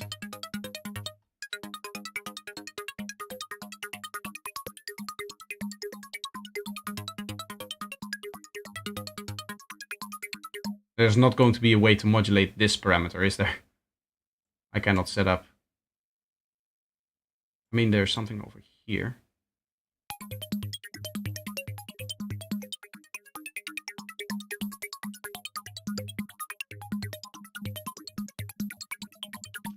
Honestly, I couldn't tell you what the spectral phase is doing here. It is doing something. If I set it here, it will probably do nothing. Yeah, this lets everything through. There's not a way to use this to make it so...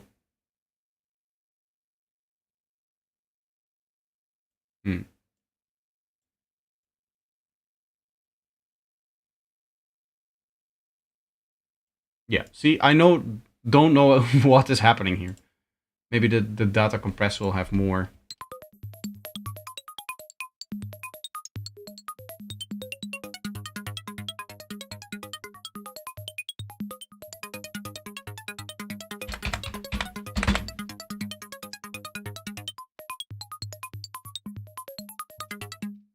This is cool. It allows you to turn it into a sine wave. It's deep, yeah. How you plan your day? I honestly, if I don't have any... Currently, I cannot show you my notes because it's holding up my old keyboard, because the keyboard that I used to use has died on me. I was going to show it, but it's all the way over there. It doesn't really matter. It's a keyboard. So my normal notebook that I use to plan all of the things that I do is currently being held up. Is currently used to hold up my keyboard, which is not a good sign. That being said, tomorrow my keyboard arrives, and then I can show that kind of stuff. I just have like a notebook. It's not even like a big one like we have over here. Here there's a part of it. So this is one page of the notebook. And I just write down all of the things that I need to do for a certain amount of time. And when I finish them, I stripe them off. I am very chaotic. I'm a very chaotic person, so that is what I have to do. I know that I have to write stuff down with all of the ideas that I have. Here's notepads, here's... I mean, I have a lot of different parts where I can write stuff down. Lots of different... Like... How would you call that in English? I don't even know. Like notebooks, I guess. This isn't even a notebook because it's like full size. The notebook, I'm assuming that is like a small thing. But they're all for different things, different parts of the job that I have to do. One is for DJing, one is for all of the mixes and things that I want to change in the mix, and one is for day-to-day stuff that I have to do and video ideas and such. I should really have one that is just purely for video ideas themselves. But that's the main thing that I just use to plan my day. I'm not the kind of guy that uses like Google Calendar or something like that. I find it annoying, and I know that I'm very quick with handwriting, so that's a lot faster than me.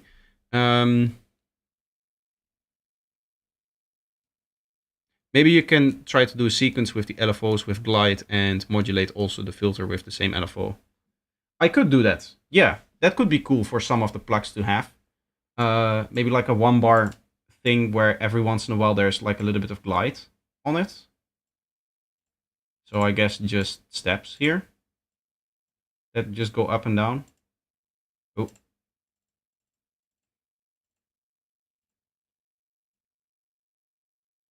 Let's try to make an interesting pattern here. Then we have this one, and then we'll go here like that. So there's like a thing here that's missing there.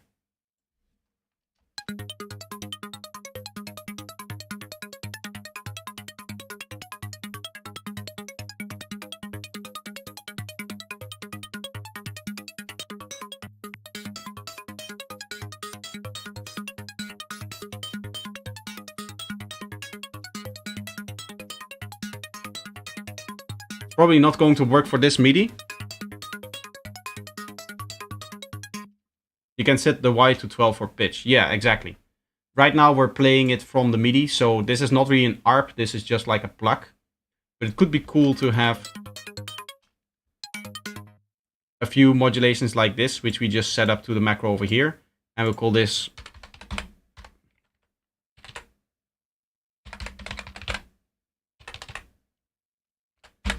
variate. That should probably, yeah, that will work. We'll assign, maybe it's cool to do one that is like a slide in for a certain effect that just plays every once in a while as well.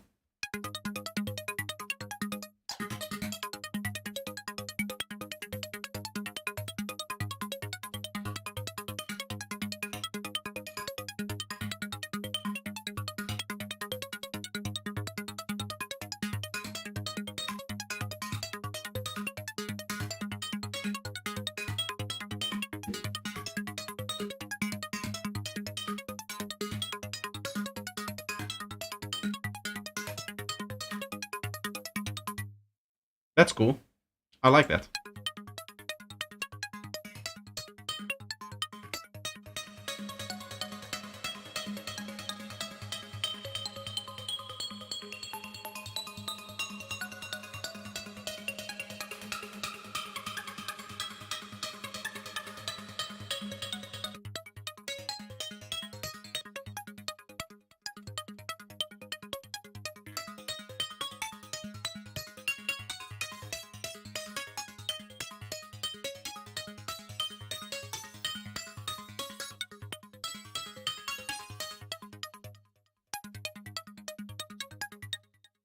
It's not like we're using something else to make it plucky, right? Ah, the distortion.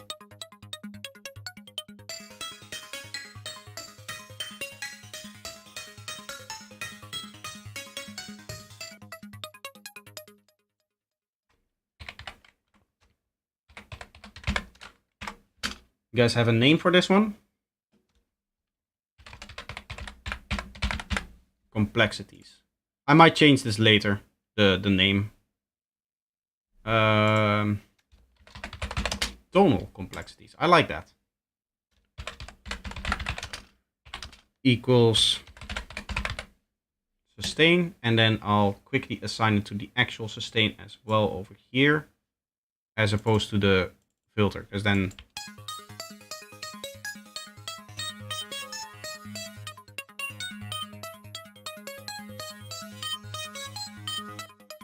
yeah, you can kind of turn it into a synth that way. That's cool. If you want complex stuff, you should try and write a pitch sequence with LFO, modulate the pitch, and allow the user to come back to a normal lead without sequence. Yeah, that could be cool. But I think I would want to do that for the sequence parts, which I have already done for this particular pack. But that's something that I should maybe I'll do like 3 more sequences that just implement that kind of thing. I see a lot of sound designers getting into Vital. What are some of the main differences between Vital and Serum? Or is it just that people want to try something new? I think people want to try something new, for sure. That being said, what I've noticed working with Vital, I said it earlier on in the stream, it's less precise. The whole idea, I think, behind Vital is that it's spectral based. And that has some benefits in that you can do very, very cool stuff. All of the stuff that you see in here, in harmonic stretching and random amplitudes and phase dispersion and all of this stuff over here. It's maybe easier to implement that way, but it feels sometimes a little bit less precise in you getting the sound out of it that you exactly set up in the settings. I don't actually have a good example of this now because I think I deleted the preset that I was initially working on here. But this is kind of like a base layer thing. Now it sounds good. Right, this is the kind of thing that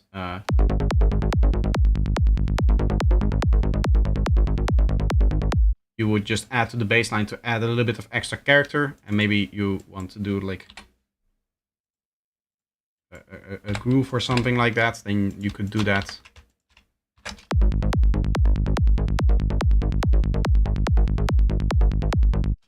The patch that I originally had here, every transient sounded differently.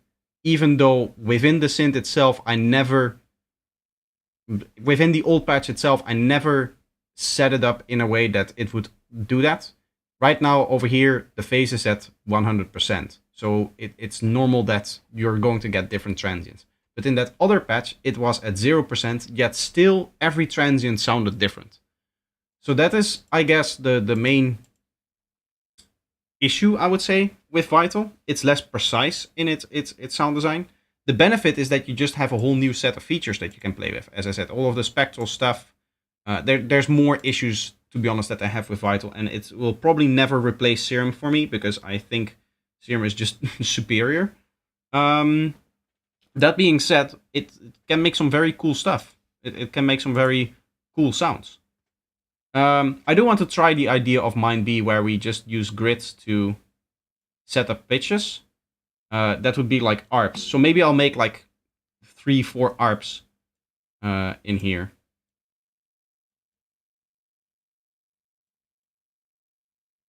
Why can't it go in between though? I should probably think about the musical idea that I want to convey. 3, 5, then go back down. We go maybe 5. I don't know. I'm just trying. This is gonna be good.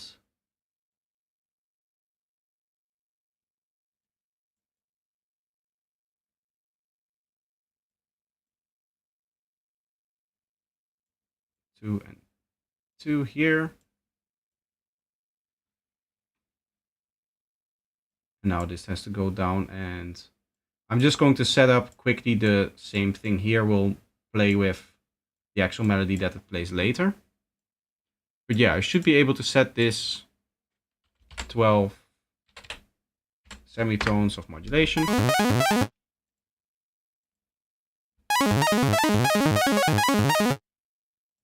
Of course, that's not going to work like this. We need a stable note for this.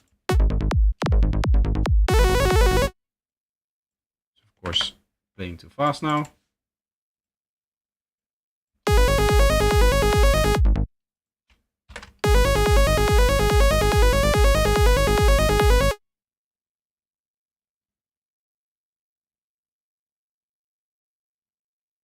Yeah, the sequence that I have right now is not sounding great. Let's start over. Let's leave those two because they are randomly sitting there.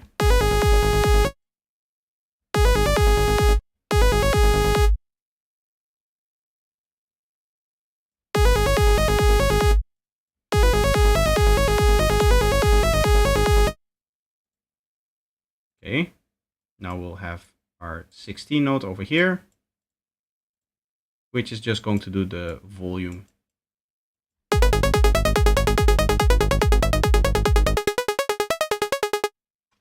Hi there, I have a question about Nicky Romero Kick 2 VST. Do you recommend it or any other plugin for kicks?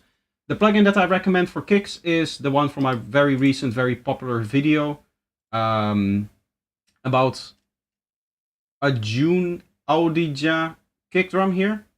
I'll share the link to that video here.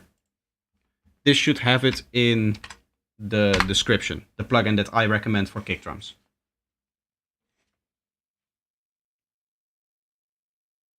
Is Nicky Romero the one that made Kick 2 though? Or isn't that just the Sonic Academy? Yeah. Is this also part of the Nicky Romero thing? Because I know Kickstart is Nicky Romero stuff, right? That is like branded stuff. Yeah. Over here, Kick 2, used by the world's best producers. You would imagine if this is Nicky Romero, that it's that he would be up here, right? Or am I missing something? W&W, Diplo, Maarten Voorwerk. I don't know who that is. I don't know who the other guy is. Well,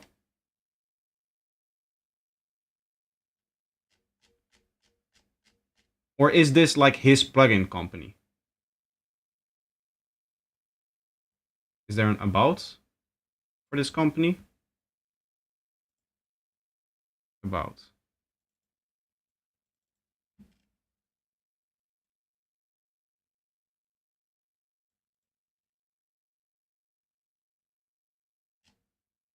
I don't think Kick 2 is made by Nicky Romero, even. Yeah, it's just Sonic Academy. I know for a fact that Nicky Romero has like branded plugins, right? Because he has Kickstart, and he has another one. I think he has multiple. Yeah, Kick 2 by Sonic Academy is definitely a very capable plugin. Personally, I do recommend a different kick drum if you're looking to make sidetrends kick drums, right? Because I do sidetrend stuff, so that's what I know. I know for a fact that there are some features inside of Kick 2 that you're not going to get in the plugin that I sent you, mainly the layers that people really enjoy for some reason, even though you can just, if you have a kick drum and you want to layer something on your kick drum, here's an audio track, go right ahead. I mean, that's not a deal breaker for me, right? Not being able to layer something on there. But here, yeah, here's the plugin. So this is the plugin that I use, and you're just allowed to design the kick with the pitch and the volume in the exact same way. This one is a little bit more cluttered. There's a little bit more stuff on the screen that you have to, you can snap to it, and sometimes if you're not careful, if you want to like edit this curve, you can see it goes on the thing there. You have to move that away so that you can edit it however you want and such. At the end of the day, though, it doesn't really matter which one you use. The thing that you should look for in a kick drum plugin, and you can just demo different plugins and just check which one works best for that. You have like 30 days for most plugins to check out if you like it. And even now, the kick drum plugin it's $22, so just get it. To be honest, it's not like you're wasting your money that way, because it's to be honest not that much money. Maybe for some people it is, I know, but for most people, I guess $22 for a plugin that actually does something very well, making kick drums. I think personally that's worth it. But you can just try out both of them. I'm pretty certain both of them will have a demo available that you can check. And you can just try it out to see if you like it. I believe we made 4 plugs, right? Or 5?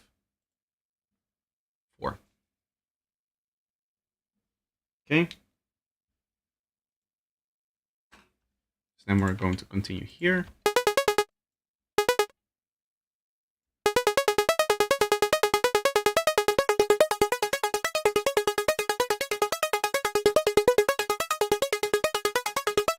Yeah, you cannot make it glide like that. We can make it glide other ways, though. Of course, we can just.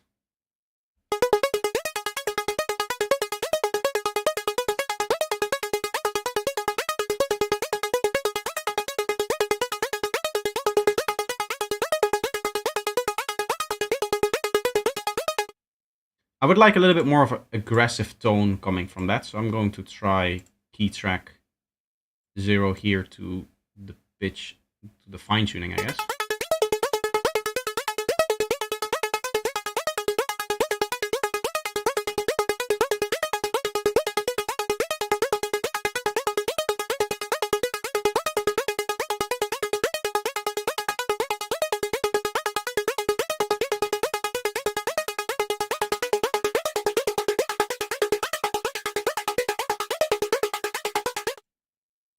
Something like that, maybe.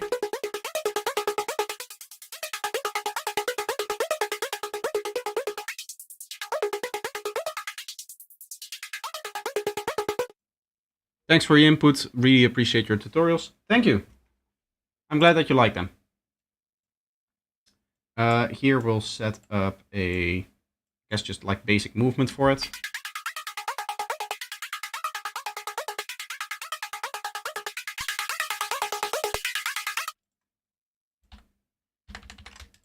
Now we'll have to listen like this.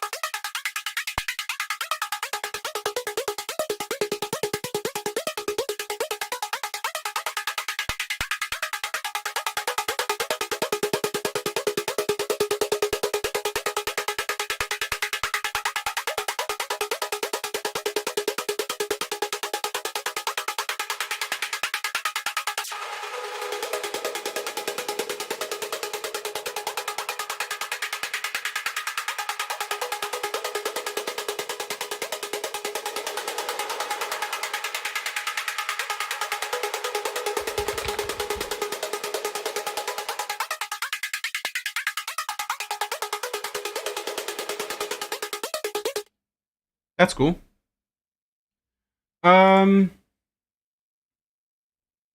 Yeah, now we need to have more stuff for the macro over here. What could be cool is to, as he said, turn this off. The melody, maybe. Or we can do another one where we have the 16 over here and we do like the custom thing that we did with the other one, with that plug. Where we just have like filters and stuff like that coming in and coming out and maybe changing up how the sequence plays and stuff like that. Maybe it's cool to do that with like the phaser and the flanger and stuff. Just assign that to the mix and then we can have a macro that controls variations here.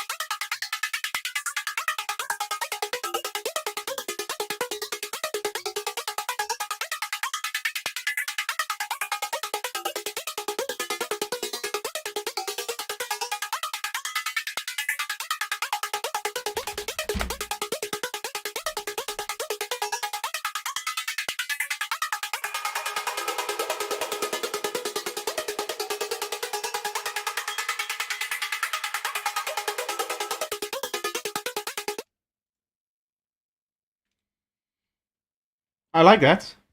Do we want to maybe try giving this an octave?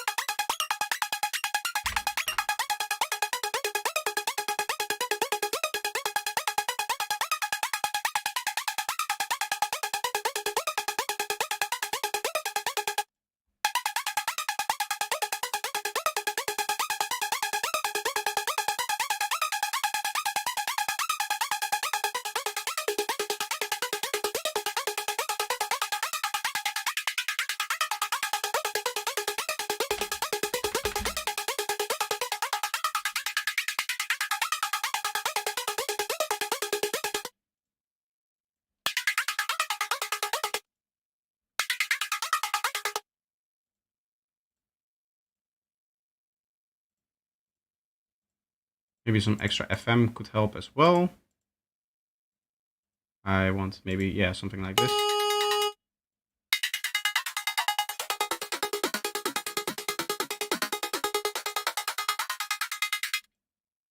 For the FM, you also want your modulator to pitch up in the same way.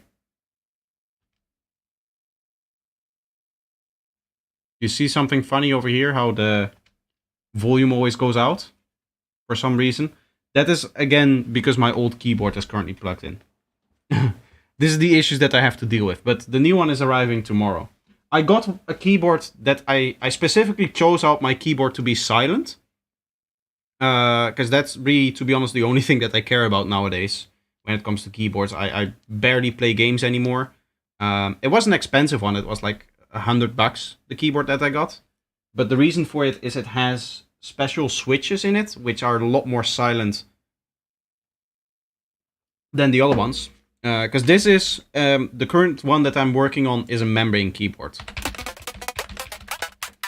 Let me turn this off so that you can actually hear the keyboard.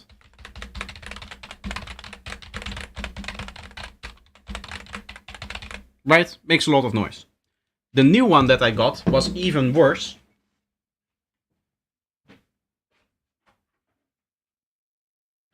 It is completely dead now, the keyboard. This guy over here. It was a very, very, very, very, very good one. This is the course, for those that are wondering, this is the Corsair Gaming K70 Lux keyboard. Very, very expensive keyboard, very good one. I got it secondhand for just $40, so I didn't have to pay the original price. I believe original price for these is like 160, 180 when they came out, and now they're like 140. So it's not the kind of keyboard I would normally buy. I'm not the kind of person that likes to spend a lot of money to get like top of the line stuff. But I could get this secondhand, and the guy was really nice, so I was like, yeah, I'll just take it for $40, whatever. And I needed a keyboard at that point, so if the opportunity arises to get a decent keyboard, this one was UK layout, so it was a little bit strange. But the clicking, to be honest, the clicking is very, very strong here.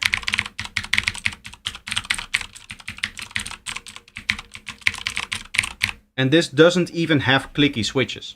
One of the things I had to do is learn all of the different things about keyboards.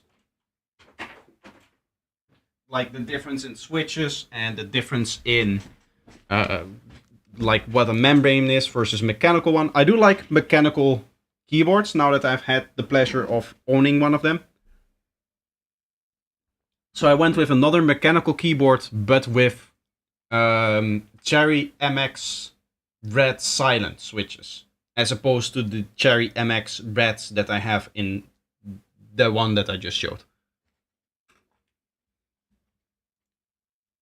So it should hopefully be more silent, and it shouldn't pick it up so much on the stream, because that's the main thing that I worry about, is the quality of my content. How can I make sure that my content stays nice and good, and how can I improve it? And one of the ways to improve it is to have less keyboard noise when I'm streaming.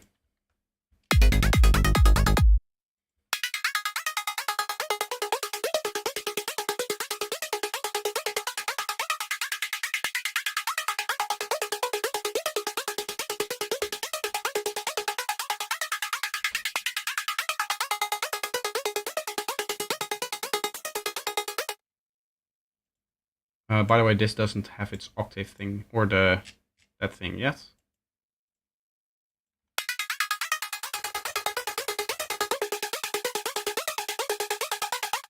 I don't think I like the FM one here, so we're probably not going to use that.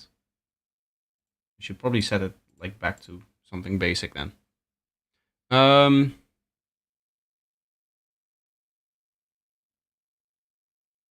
The presets I like to make with Vital is also the asterisks, like stereo rhythmic sequences with stereo LFOs and nice LFO curves. Fat FM sequences, I mean. Yeah, it's good for a lot of things. I do need to use the stereo a little bit more, the stereo features in here where you modulate the left and the right differently. That's something that Serum cannot do. I would like that, to be honest, inside of Serum. Might be cool to have the variation.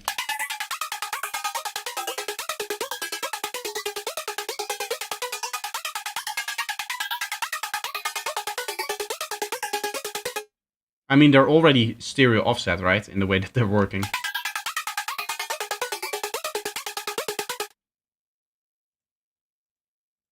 Yeah, I'm going to remove these.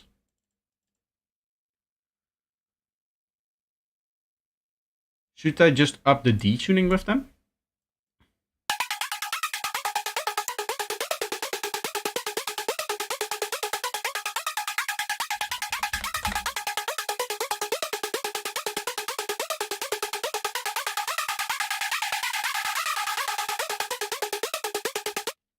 It would be cool if I could do this.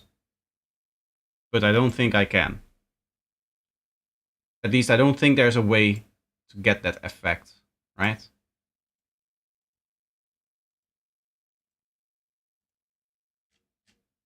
Unless... No, because we're already... Oscillator 2 level...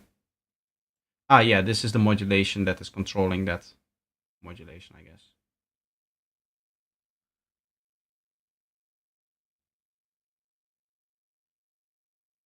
We'll leave it like this. This should be okay. Let me set up the mod view filter over here. I would have wanted, or I would have liked a way to open it up and close it, but I don't think that that's possible without being able to modulate this directly. There.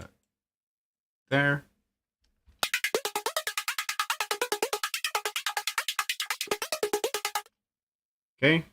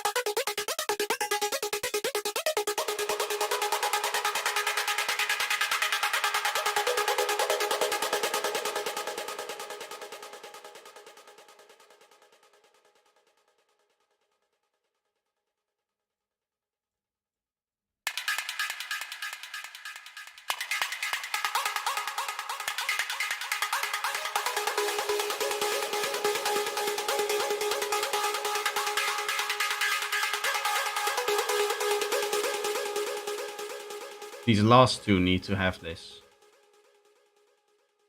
I want to just make it a little bit more interesting by, I guess, just having plugs like this that open up, and maybe even like an eighth note here that does...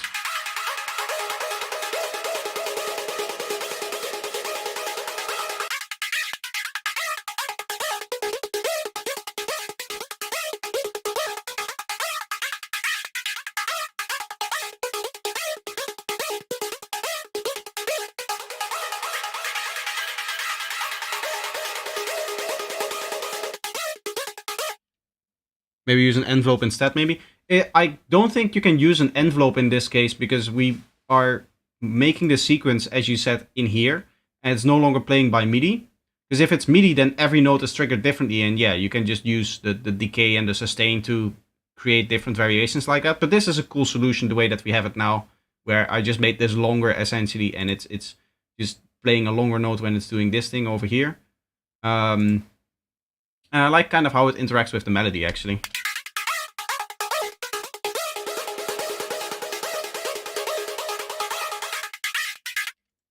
I do want a bit more resonance still. Maybe overall it should just modulate a bit more.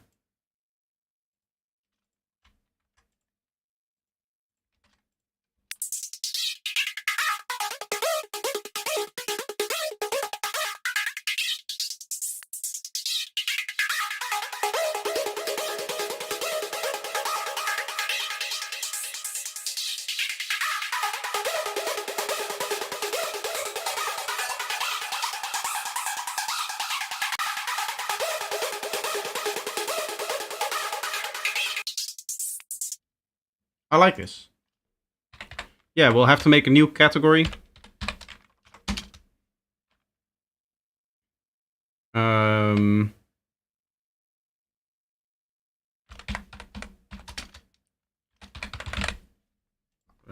I'm just coming up with names on the spot here.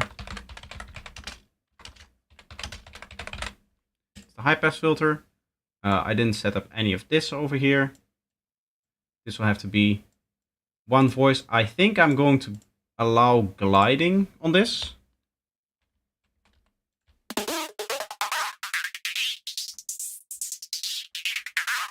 So just that people can like easily switch notes between them. I think that's a good way to do it. I guess this could be a sequence as well. And velocity tracking has to be on, of course. I want all of my patches to be velocity tracked, at least. And I have to go through like 80 again to set this as velocity tracking, because I didn't know that that's a better way of doing it than the way that I was doing it, which was mapping this velocity to the master level over here. I guess that's another thing. I am so used to Serum, and Serum doesn't have like a built-in velocity track over here, that when you want to do that in Serum, you have to do it manually. So for that reason, I'm just very familiar with doing it manually. It has been 4 hours. It's 9 o'clock. What I'll end up doing is I'll see how far I get with all of the presets tonight. How many I end up making. Right now I am in total on 77. I want to get to at least 100, and I want to do a few more ARPs now. I have a little list of other things that I want to do that I might end up not exactly doing all of it, but at least a large part of it to get to that 100 area, because that's nice for a pack. Right now we're at 77, so I do need some more. And then, as I said, tomorrow, if I have the pack finished, I'll stream myself editing. And I even didn't know about this velocity tracking knob.